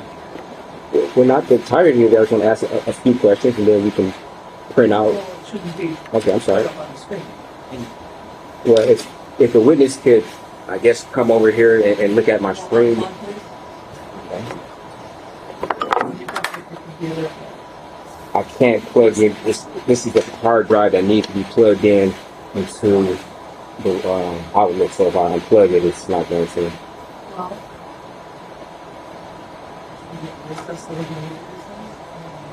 This could be done I understand. all the time. How long is it gonna take? For him to look at it, it should take no longer than 45 seconds. Okay. How long do you think? Go back there.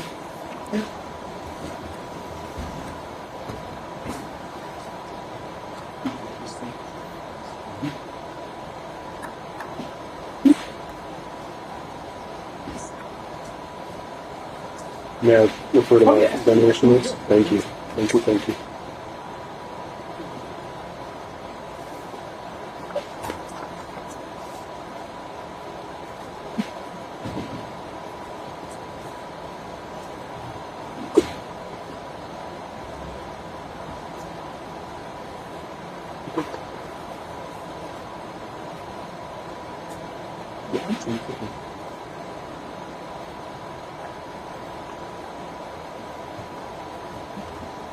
Sir, you would agree that this is the same software and the same data that you use to perform your analysis? So what you have on your computer is called a portable case. This is the results report of a given data set. So instead of the fully licensed Axiom software that I would use as an examiner to actually do the analysis, what is on that computer is a portable case. It's a generated version of this software that allows people who don't have the admittedly very expensive licenses for Axiom to be able to review these results in a similar environment. I did verify the version numbers are the same. The name of the software is Axiom. And the case number, that is that DE letter, those 7 digits, then my request number, then the phone number, those are all the same as well. But it is a portable case version of the fully licensed version. Okay, and would you agree that the data that's contained in this portable case manager would be similar, if not the same, as the data that you're working with to perform your analysis? It generally, depending on how the examiner produces the portable case, because you can produce a portable case that contains subsets of that data. Say you were to process a phone and the requester of that examination really only wanted to look at communication records. So chat applications, native texting applications, things like that. You could produce a portable case containing only that information if you so wanted to. Okay. More often than not, at least in my experience, investigators, requesters are asking for the entirety of the recovered data from the device. So the portable case could contain substantially the same information as is in the extraction. Yes. Okay. And it wouldn't contain any additional information from the software you use. You agree to that, right? A portable case wouldn't contain additional information? Yes. That's correct. It'd be very difficult to do that if at all possible. And would it be fair to say that using this software, you can search certain terms within the software to see whether or not these terms exist in the extracted data that's contained on the phone? So yes, the software is set up a lot of ways like how your indexing system or catalog system might work in a library. So instead of walking into a library and knowing you needed to do a 5th grade book report on box turtles, you didn't have to walk through every single book and look for information about turtles. You could go to the nearest computer, search for turtles, see which titles it is that you wanted to look at that would meet what you need, and then you could go directly to where that information is stored. And this software and many forensic softwares operate kind of in that same capacity, facilitating the data for ease of review. Okay. And would you also agree that for some, I guess, web history, sometimes search history of the extracted device, it doesn't contain any type of date or time of a suspected search? Sometimes date and time information is not maintained among the recovered artifacts, among the recovered information from an evidence item. It just entirely depends on the evidence item and the circumstances around that recovered artifact. But yes, sometimes date and time information is not retained. Okay. And you indicated that you were unaware of whether or not there were various searches for haunted houses on this phone, correct? I would have to review the results specifically for that term to be able to confirm whether or not that was included in the recovered data set. Yeah. Okay. And you indicated that this particular portable case manager, in your opinion, wouldn't contain any additional information than the software you use, correct? I believe that's the case, yes. Okay. So it would be fair to say if this particular case manager were to highlight or index certain search terms, you have no reason to believe that in your data, those same search terms would not exist, correct? If data was identifiable through a search on the portable case, I would expect it to be identifiable with the fully licensed version using that same phone data set. Yes. Okay.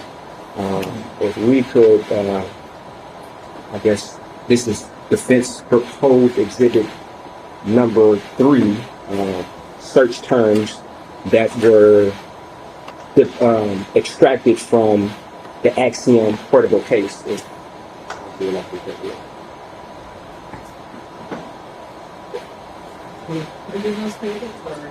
I'm going to show him just this page, the screenshot, and then I would print that out. Yes. I'll stipulate to it submission. Yeah, thank you. Absolutely.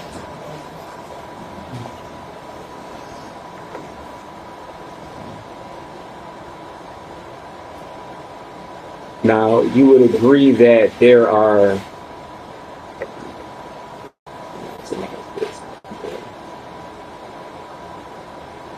different columns under Safari history. The first one depicting searching haunted houses, correct? Yes, they all have the highlighted portion over haunted, but each of those records seems to contain some reference to haunted houses. Yes. Okay, Correct. thank you. And you would also agree that under the date and time, you can scroll down just to verify.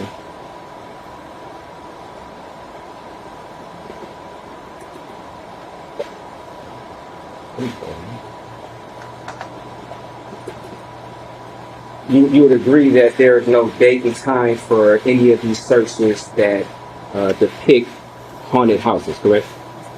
That's correct. Okay. So in cases like that, are you able to ascertain when and where or when these searches may have been done? There can be other artifacts that reference these. It really just depends on how the device and how the software is set up. Sometimes, given sort of other supporting circumstances, you can make inferences or you can extrapolate that, well, if sites were visited in a given order, and if you know one site was visited at a certain time, then you could therefore say that the other sites that occurred after that one visit at a certain time, they then therefore took place after that given date and time. But it entirely depends on other artifacts and what kind of information you have that reference these. Okay. And it'd be fair to say that you specifically were not requested to, I guess, determine when these particular sites may have been looked at, other than today, right now. These haunted house ones? Yes. I was not asked about haunted houses, no. Okay.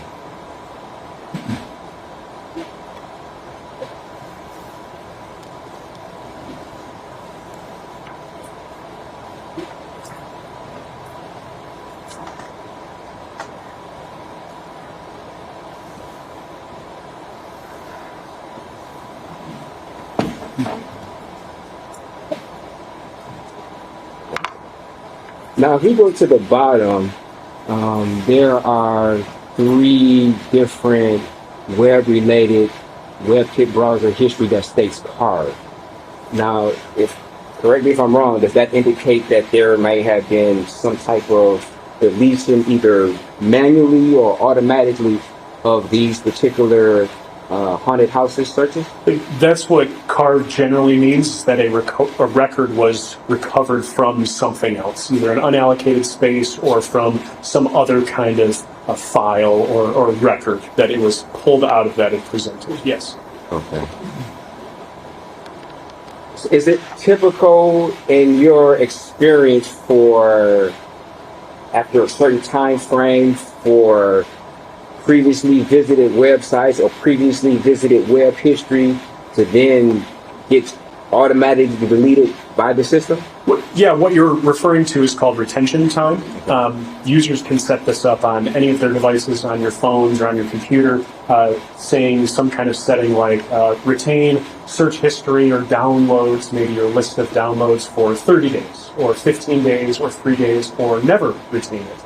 And that setting is what would determine when things are automatically overwritten. Yes. Okay. And you stated that the only way to know for certain what those settings are as far as the retention of data in relationship to history, you would actually need the physical device in order to determine what those settings are? I think that would certainly be the easiest way to check, would be to power on the device and see if you can access those settings page without an internet connection. Again, the idea of connecting digital evidence to the internet after the fact of an incident is kind of a no-no in my field. We want to try and isolate that from networks if at all possible. So that's certainly the easiest way, is to manually review it that way. But you could potentially try to go through recovered databases to see if those settings were retained in some kind of log or document, but there's no guarantee that that is retained or recovered. Okay. And in this particular analysis, you were unable, or you never had an opportunity to go through the extracted data to figure out what the settings were as far as the retention of the data? That wasn't part of the request Okay. for me. I wasn't asked to do that. Okay. And whether or not you choose to do that, it's simply either by request or not. You don't. It's not your own discretion whether or not you would do that particular analysis, correct? I would, for something like that, I would want someone to have a reason to want to look for something like that. It's not. When individuals are requesting assistance from us examiners, generally they're not asking what to me would seem like arbitrary questions about how certain things are set up in certain ways. It would need to pertain to some kind of information of interest, just to be reasonable with timing of how long things take and being practical with our resources. So yeah, I would generally need to be led down this line of, well, this is of interest to us. We need to find out how long data was retained in a certain capacity for this given reason. Does that answer your question? Yes. Okay. And you also stated that extracting data from an actual hard phone, the actual physical phone that's being connected to the internet, it's a no-no, correct? Generally, once we're talking about evidence handling procedures now. So when handling digital forensic evidence, one of the first things that you want to do is try to isolate it from outside manipulation or editing or adjustment.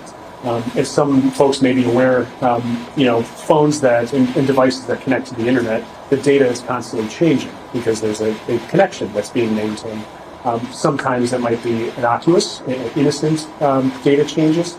It's certainly possible for smartphones these days to send and receive remote erase commands. So a phone connected to some kind of network could receive a command to erase itself, and that's certainly happened before in the history of humanity.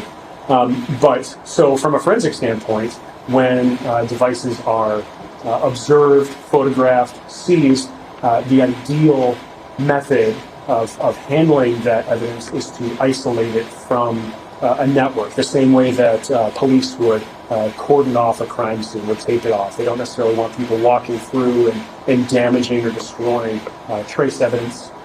We wouldn't want people to even inadvertently damage or destroy digital evidence if we can help it. Fair enough. And sort of like indicated, police quarantining off a crime scene, as a forensic examiner, do you take notes of when a phone was quarantined off from the network? The moment you put it into airplane mode, would you document that? If I was the one doing it, yes, I do that. Okay. And would you agree that that is part of the standard practices in the industry for an examiner to note when this particular device was quarantined from the internet? There is some nuance to that question, to the answer to that question, because in some situations you can't enable airplane mode, which is to disable the cell phone capabilities, usually to disable Wi-Fi and Bluetooth, although you do still need to verify that because, as people may or may not know, you can have airplane mode turned on your phone and you can still connect to Wi-Fi and Bluetooth devices. You can still turn that back on. So sometimes you can't turn those antennas off without inputting some kind of a passcode into a device, without unlocking it first. In that situation, you do your best to remove the SIM card. This is the authenticator that allows you to have access to a given cellular network like AT&T, Verizon, etc. But even then, SIM cards nowadays aren't necessarily all physical cards that you slide into the phone. Nowadays, there are SIM cards that are digital, that are actually inside the phone and can't be ejected out.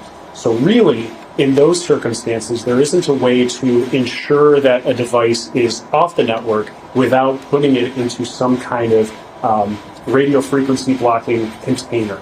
We refer to it as a Faraday container, so a bag or a box that prevents signal from getting out or coming into the device. So in a situation where you can disable the phone to airplane mode, would it be the practices in your industry to document when that step has been done? For my standards and those of my colleagues, yes. I wouldn't speak for other organizations and the way they do things, but for me and my peers, yes. Yes, From what you were taught and from what your understanding of your particular field is, it is standard practices in order for an examiner to document when they disconnected this phone through whatever means from being able to connect to the internet or Wi-Fi of any sort, correct? For my peers and I, yes. Okay. Yes. Okay. As part of your analysis on this phone, did you also come across certain search terms such as airlines that hire felons? I wasn't looking for that specifically. You weren't looking for that specifically? No. Okay. If we can, Mr. F would like to see defense proposed exhibit 4.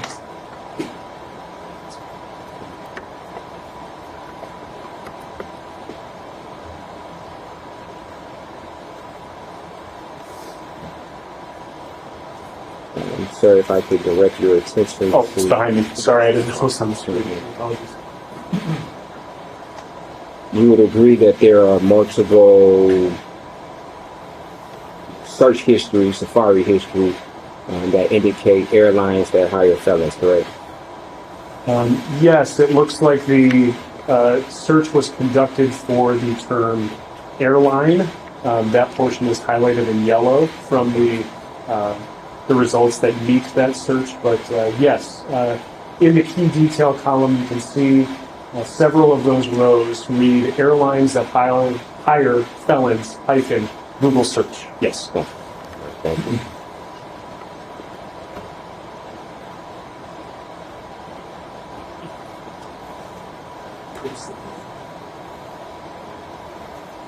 Date on the searches? Yes. Okay.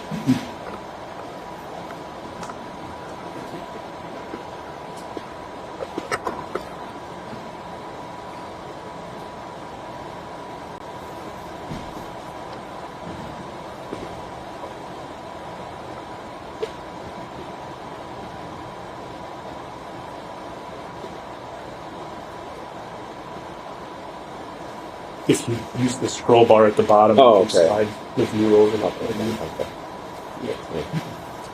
Now, some of these search terms have a date of October the 5th, 2023, and the ones at the bottom, Safari History, airlines that, which I can assume, what it says airlines, I guess I can't assume exactly what the search term is, but You could expand the column. You could make it wider so that we could read the rest of it. Or if you were to highlight that row, you could expand the window on the furthest right that's really okay. small, and then you'd be able to see the full URL. That is the web page that represents this activity.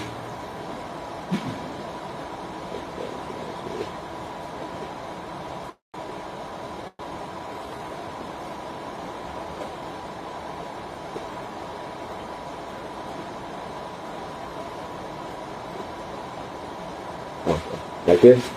Yes. Okay. So we can agree that this is the same search, airlines that hire felons, correct? Yes, so that URL at the top, that is the the web page that a person or a user would go to result at the airlines that hire felons search results through Google when using Safari. You can see the client equals Safari at the end. Okay, and this doesn't have any date or time that's associated with it, to your understanding? If you scroll that window to Down. the right, Oh.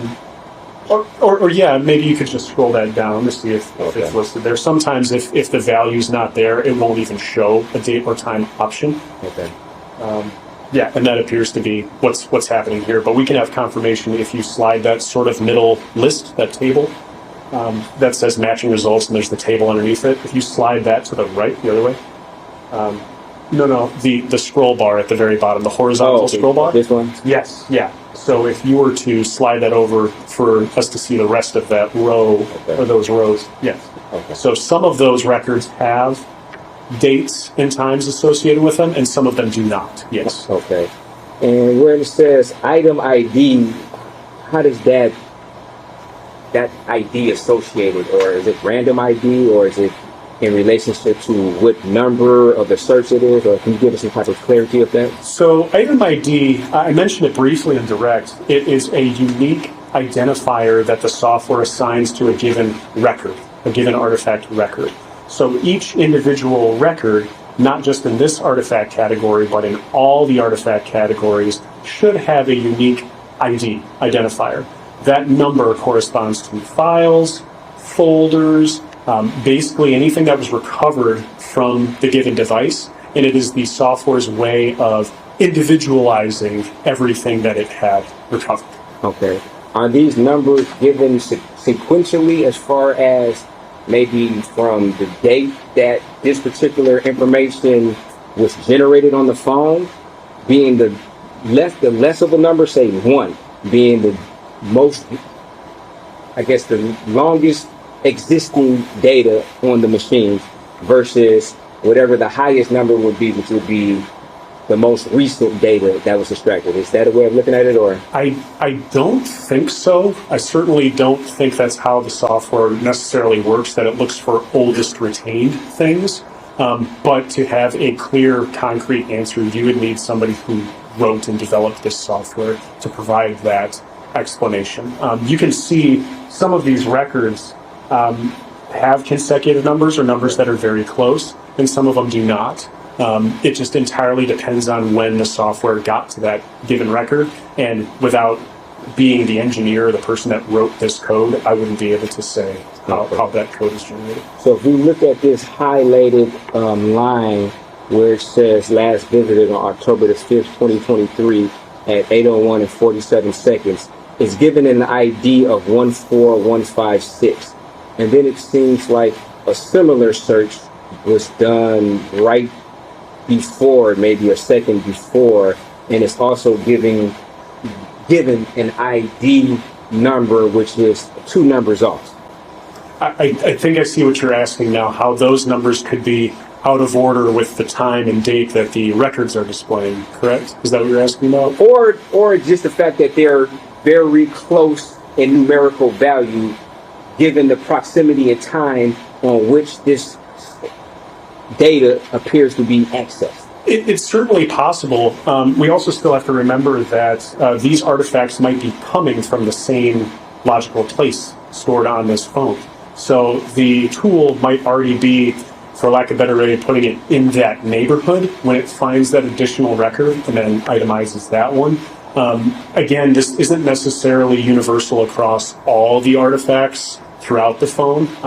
As we know, just being device users, we're doing multiple things all the time on our phones, on our computers, and a lot of things that we're doing aren't necessarily related to each other.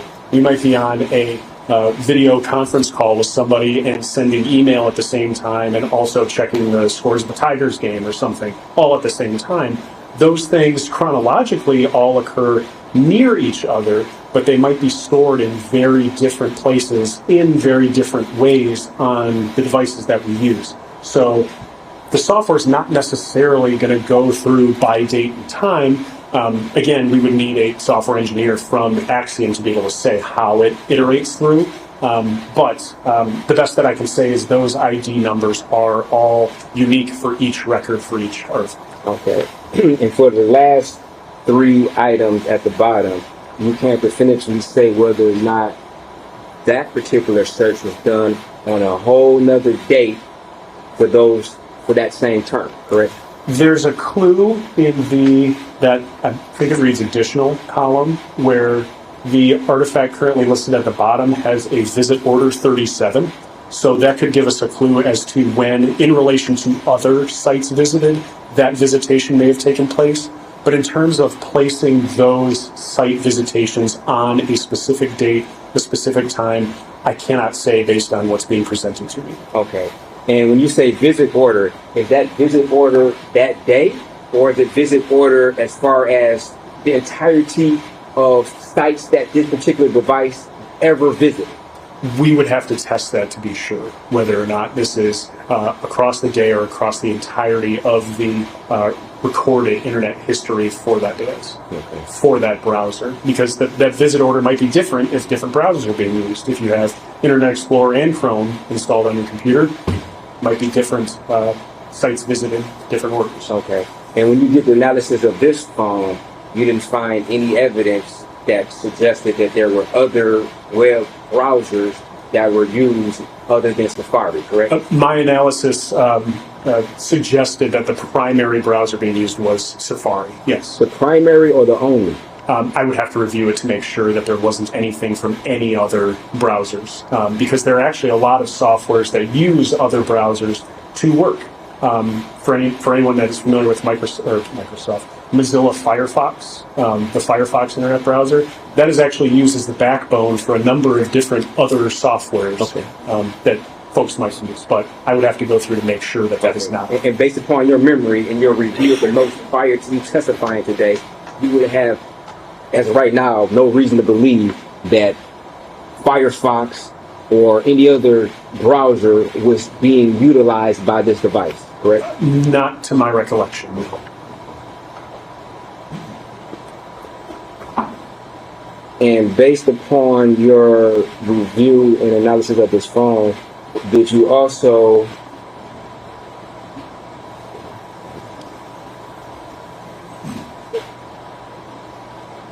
see search terms from Southwest Airlines of potential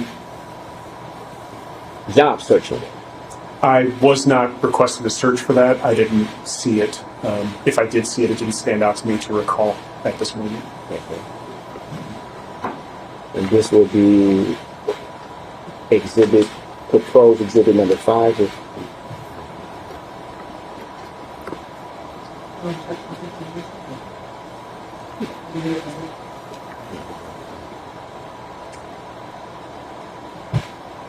I guess I'm explaining it.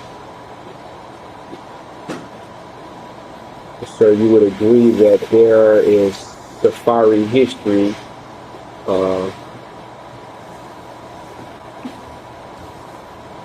Southwest careers, correct? Yes. So of the displayed records, a majority of them list under key details titles. So this would be the actual title of the web page that a website would provide.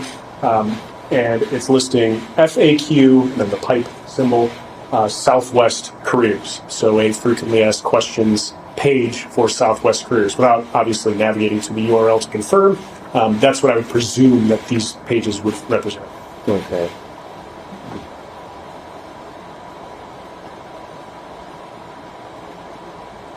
And there are, I guess there's a date depicted on some of the search terms, which appear to be October the 5th. And I guess a similar question in regards to the other, I guess, searches that don't have a date or time. You couldn't definitively say when those searches were done, correct? Again, it depends on if any other ancillary detail might give us ideas about maybe date and time ranges. But if the date and time is not recovered with a given record, then it's very difficult, not impossible, to pinpoint a day and time for that record. Yes. Okay.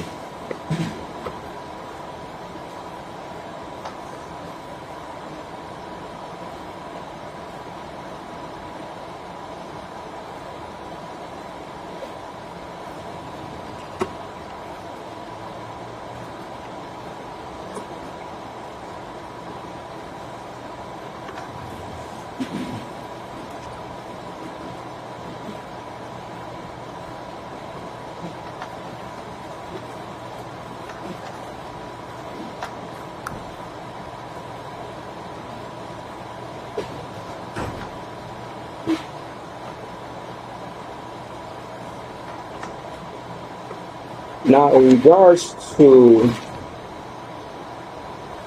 I think it was Exhibit 52.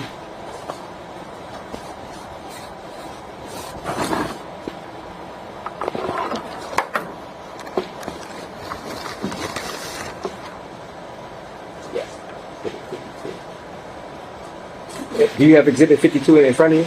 I returned the exhibits that were provided to me, which I remember that was.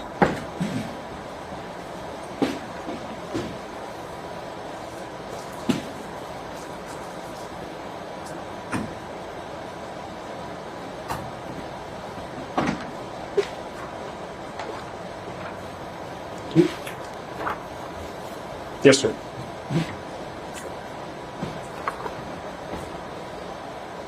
Now, these are Google searches?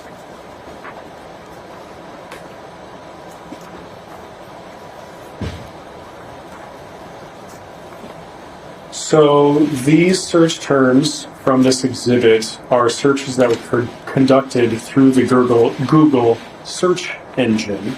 That's why the URL, the web page for it begins www.google.com/search, and then question Q equals, here comes the query, the search to be provided. Okay. And then it's black light sees what, all separated by pluses. URLs don't like spaces in between characters. That's why you'll see a lot of letters and numbers put in there.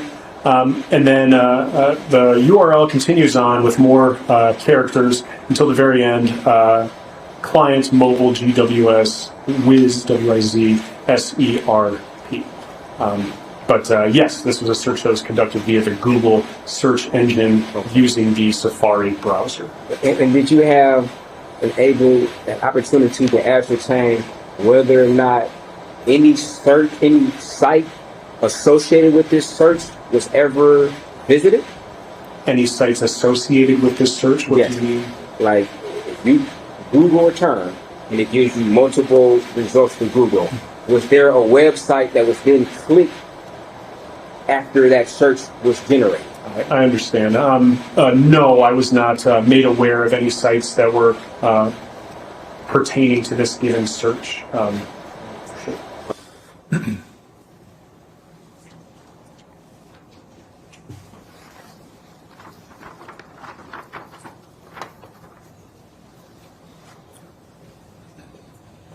So just to be clear, what you're saying is, as far as your analysis, so back up. So once you go to Google and you search in weather or whatever, dog, it's going to give you multiple different results of what Google feels that are websites that pertain to dog, correct? Search results. So it could be websites.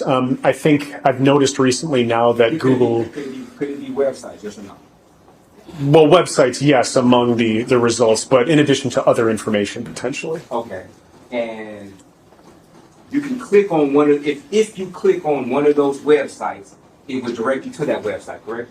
Ideally, yes, how the internet works, yes. And once you're generated or once you're directed to that particular website, it would then leave some type of data which you would be able to extract to determine whether, in fact, an individual actually clicked on one of those search results, correct? It's certainly possible. I wouldn't say it definitely happens, but it's certainly possible, for sure. Okay.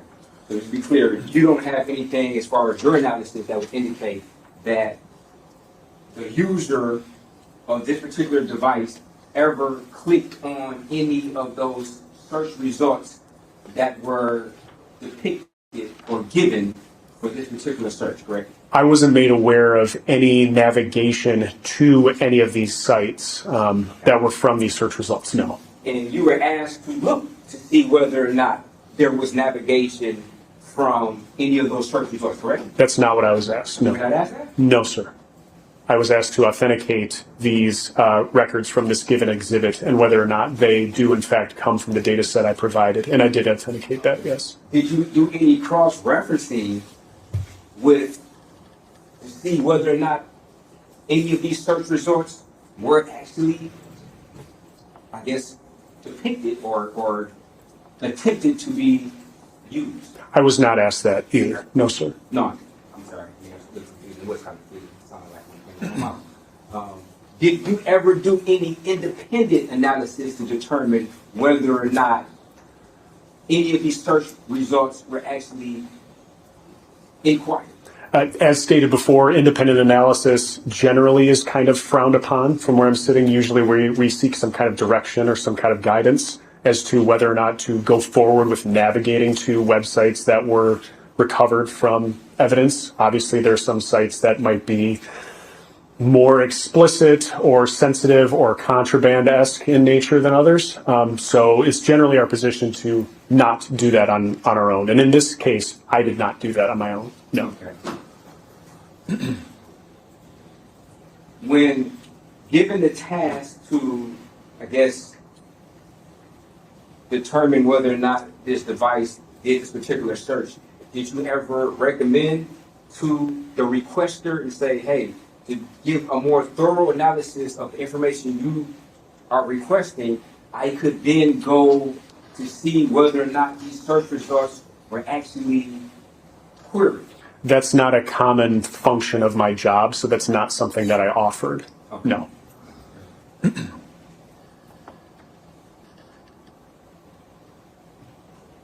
And to be fair, your job is more or less, if it's requested, you'll do it. If they don't specifically request you to do this particular task, then...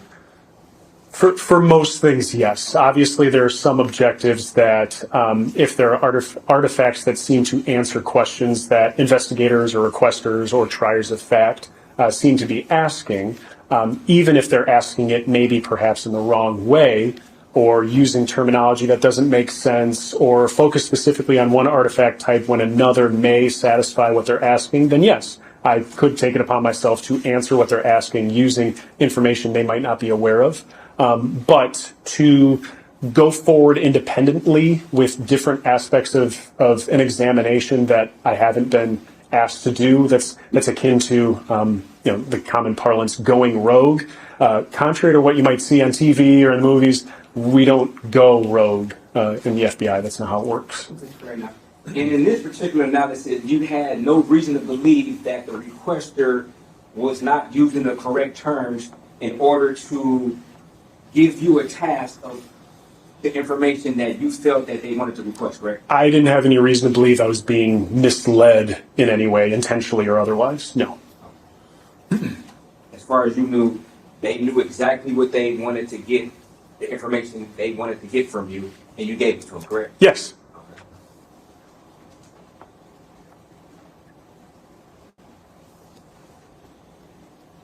Thank you, sir. Thank you. Sir, I'm wondering if you could step back to my computer and look at a proposed exhibit for me. Judge, would it be okay if he steps down for a moment? Thank you. Mr. Brown.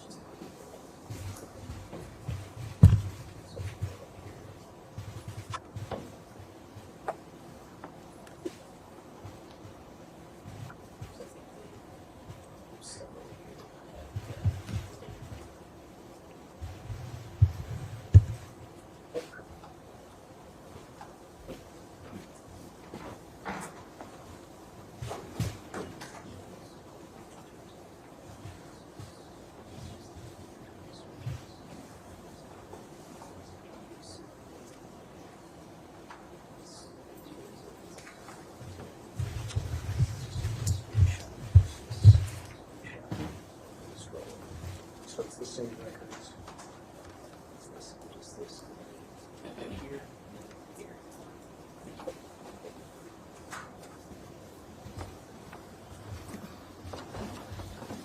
Sir, have you had an opportunity to look at what's been indicated as proposed exhibit 134?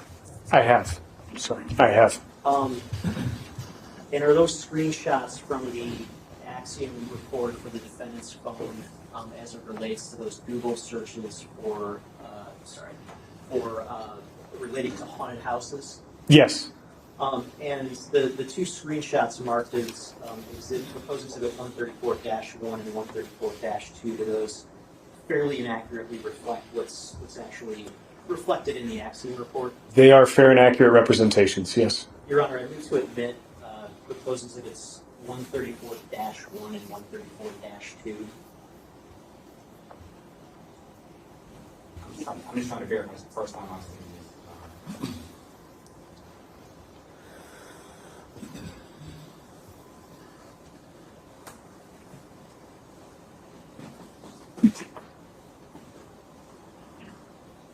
No, yes. That we admitted. Hold on. Thank you, Your Honor. And so if we look at 134-1, is this another way of looking at those Google searches for haunted house? It is, yes. And is there a date reflected there for those searches? The dates listed belong to, there's no good way to do this. The dates listed belong to a column that reads search session and then has the letter S. From my recollection, I believe that column should read search session start time. I'd have to verify that to be sure. But the date and times from most of those rows are in fact populated with data, yes. Okay, and what is the date that's reflected in those rows to the extent there is a date reflected?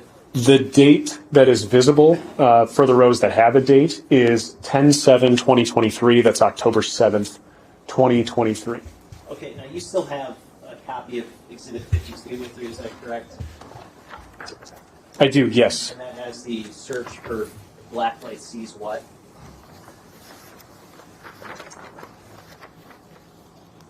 Yes, it does. And what is the date reflected for that search again? The date for record 1 for blacklight sees what? Question mark. The search session start date and time in UTC is October 30, 2023. But since it's UTC and the time is 2:19 a.m., if we were to subtract 4 or 5 hours, depending on daylight savings, the date would actually be 10/29, so October 29, 2023. Okay, thank you. No further questions. Ross, based on that? Yes. If I could have the gentleman maybe approach my computer just to verify that.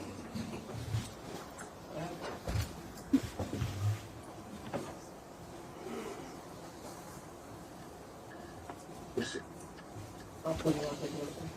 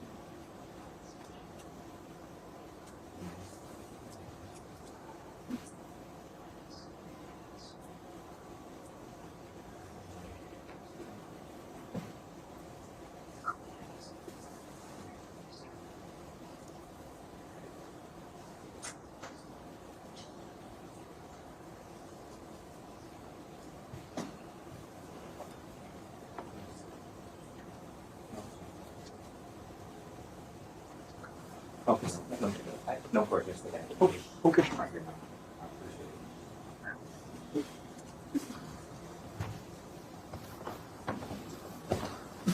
Any further questions?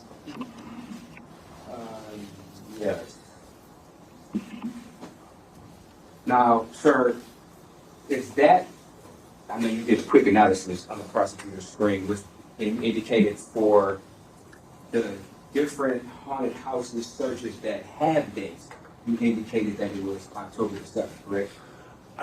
I think so, yes. I'd have to look at it again just to be exactly right, but yes, early October, yes. Okay, were there any haunted house search dates or haunted house searches that did not have dates? Of those that were provided on screen, it looked like might have been one or two records that didn't have dates associated with them. I couldn't tell from the view on screen.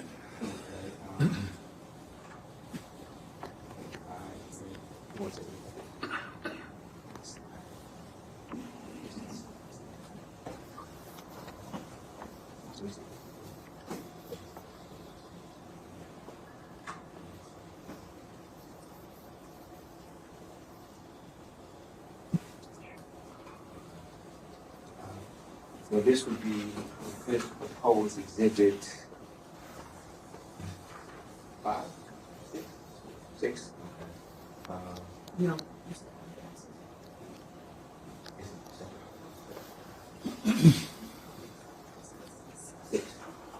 And if I could borrow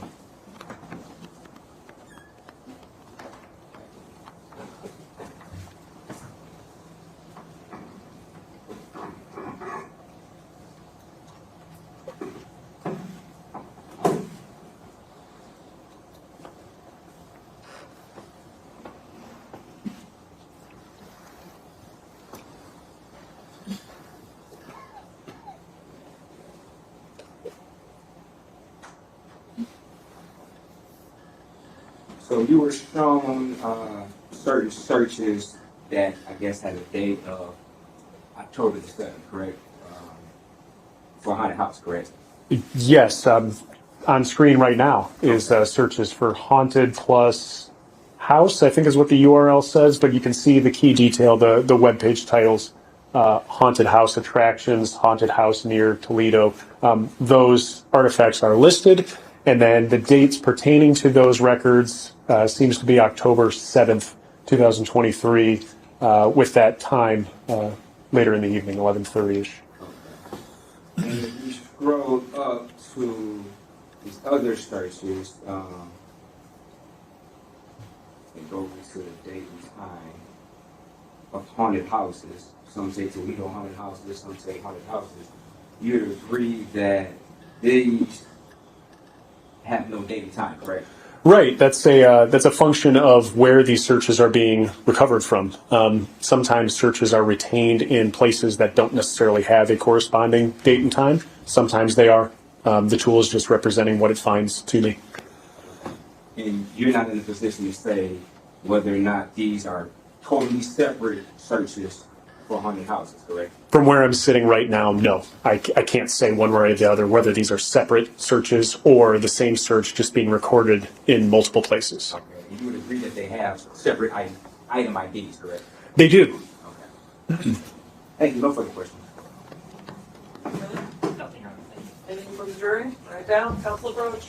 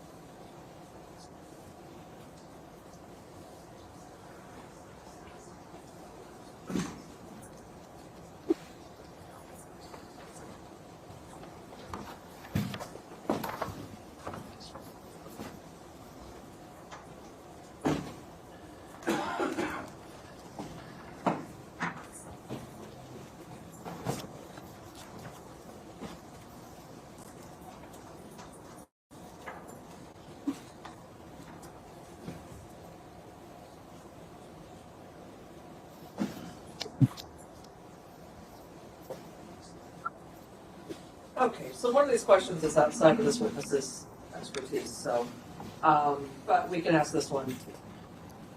If you know, were there web or Google search history results present in the phone Safari web browser history before and after the black light sees what result that was found in the car's history? So I would have to review the data set again to check. Off the top of my head, without refreshing my recollection, I believe so.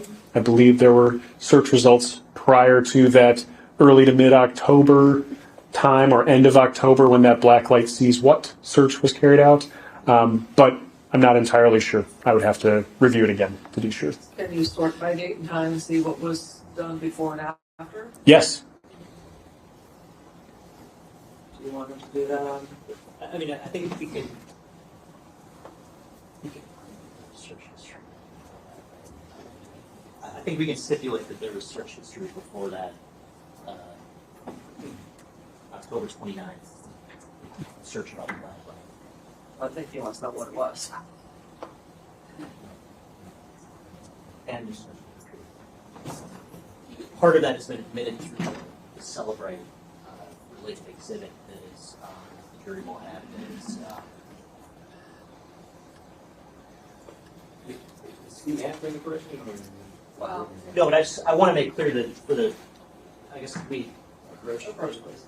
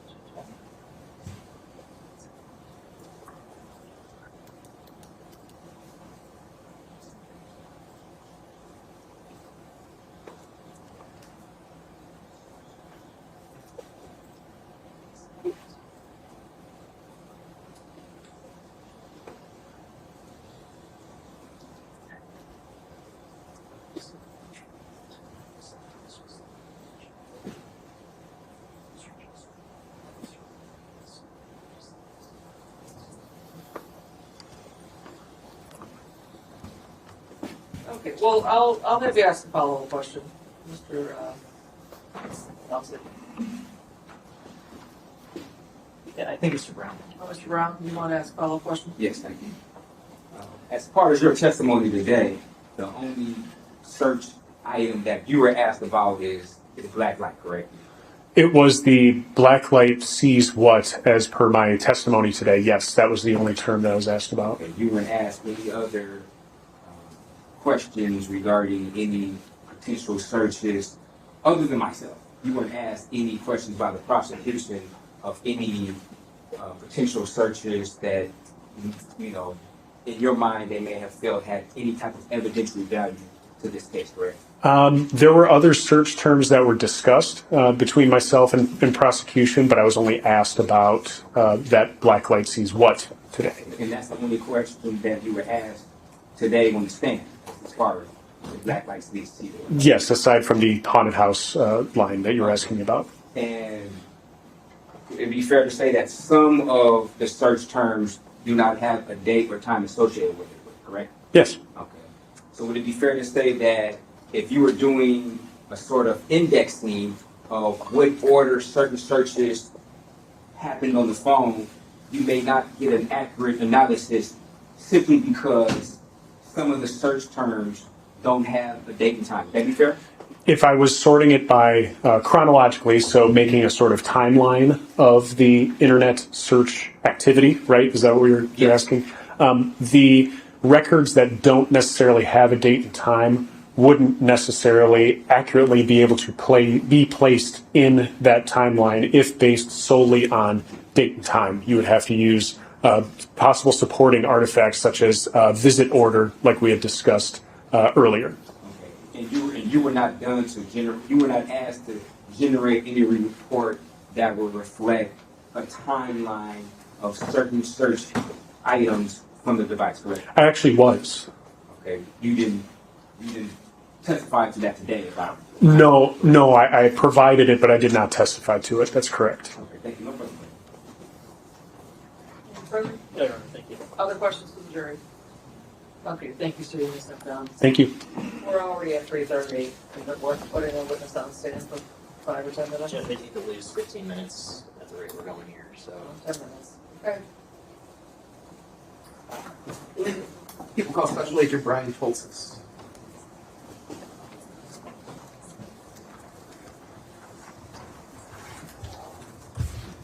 Yeah, we can approach it briefly. Great.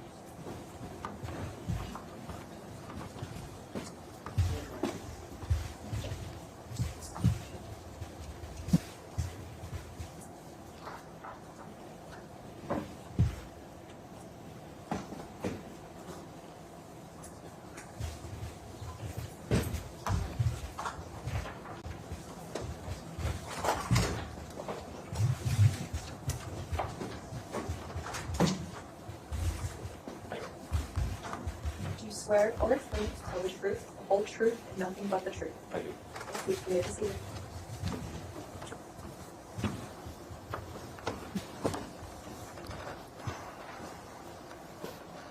Oh, my close to me, please. State your name and spell it for the record. Brian, Bryan, Tolsis, Toltzis.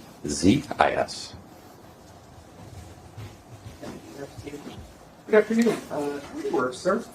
I work for the Federal Bureau of Investigation. And what type of work do you do for the FBI? So I am a full-time member of our CAST unit. It stands for the Cellular Analysis Survey Team. All right. And how long have you been employed as an FBI special agent, just generally speaking? Since January of 2018. All right. You said you're assigned to a specific unit within the FBI field office? That is correct. Well, not with, well, within, I am now part of the headquarters portion of the FBI, detailed to Detroit. And you said it was the Cellular Analyst Survey Team? Cellular Analysis Survey Team. I'm sorry. And can you just describe what type of work you do as a member of that team? So we do, there's three primary functions for, I'll call it CAST. It's just an easy acronym for that unit. It's doing what I'm here today, providing testimony. We do analysis regarding historical call detail records, which is the portion that I'm going to be here speaking about. And we teach the subject about historical call detail record analysis. And what type of training or education have you received in order to analyze and interpret historical call detail records? So there's numerous portions of the training. The initial part is called what's called Cast Basic.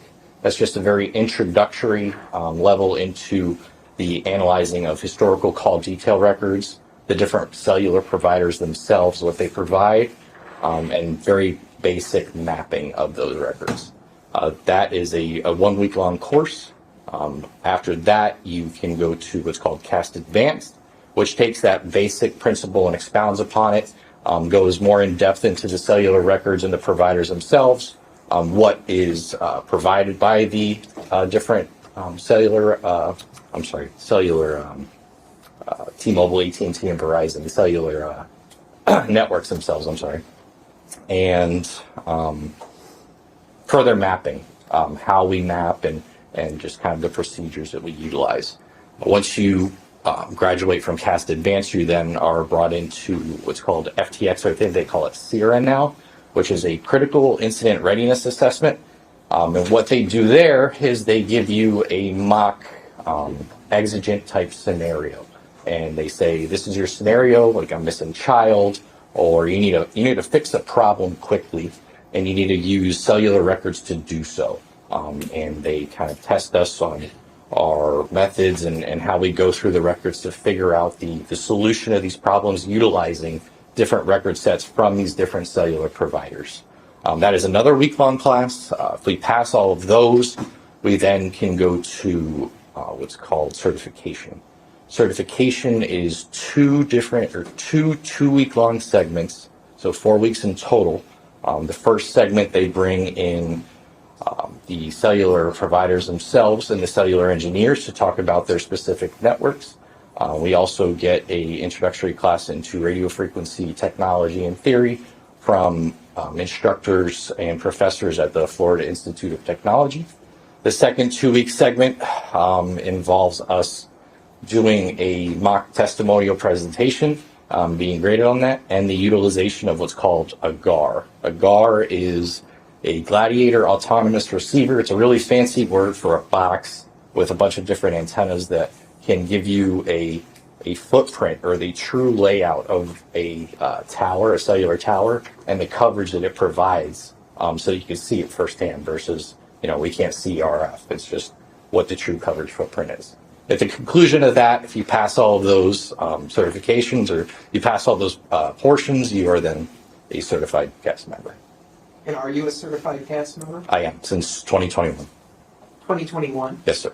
All right, and prior to receiving that certification and that training that you just described, did you ever analyze the historical call detail records prior to that? So throughout the entire training, I had, so the training I started in 2019, so it took about 2 years to get through the entire process. So through that whole process, I was continuously looking at records. Not as frequently as I do now, but I was constantly looking at records then. So since about 2019, I would say I've been looking at records. And can you just kind of explain to the viewers, like, when we talk about cell site analysis or call detail records, what do you mean by that, those terms? So back in the day, you used to get a paper phone bill. I know it's lots electronic now, but you used to get a paper phone bill. On that paper phone bill, you would have the date, the time, and the 2 phone numbers that are in communication, right? Same thing for text messages, I think, back then as well. That's how they were billed and things like that. We get an added portion, which is the tower, the specific tower, and the side of that tower that was used to facilitate that transaction in the network. So what I'm able to do is take a tower list, which is provided by the telecommunications providers themselves, that gives us the exact lat long of the tower, and marry that up with the tower and the side of the tower that was used from the call detail records, and give you a depiction of the tower and the general geographic area of the device at a specific time, such as when a phone call was made, or a text message, or in some cases timing events, which we'll get into shortly. So, in the course of your training experience, have you ever used these records that are provided by a cellular provider to actually locate, wanted individuals or missing individuals? I look at these records on a daily basis, and I use them extremely frequently to find people, yes. And has it been effective in your experience that in terms of locating users of devices based on records that you've been provided by these different phone companies? Yes. And have you ever given any trainings yourself on the use of these records and the purpose behind analyzing them? Yeah, I'm an instructor for CAS Basic. I think I've done 5 or 6 of them. I don't remember offhand. And have you ever testified before as an expert in the field of historical cellular site analysis? Yes. And how many times, if you know? I believe it's 11 right now. Your Honor, at this point, I would move for the admission of this testimony as an expert in the field of cellular historical cell site analysis. Historical cell site analysis? Yes. Okay, because I've had cellular records location analysis, historical call detail records analysis. What would you Which one is proper? Historical call detail record analysis is probably the most accurate. That's the most accurate? Yes. So that's the one. He's going to be admitted as an expert in the field of historical call detail records analysis. And I think this is probably a good point to break for the day. We're going to break by 3:40. The fireworks are today, so everyone needs to get out of Dodge. I'm sure parking lot one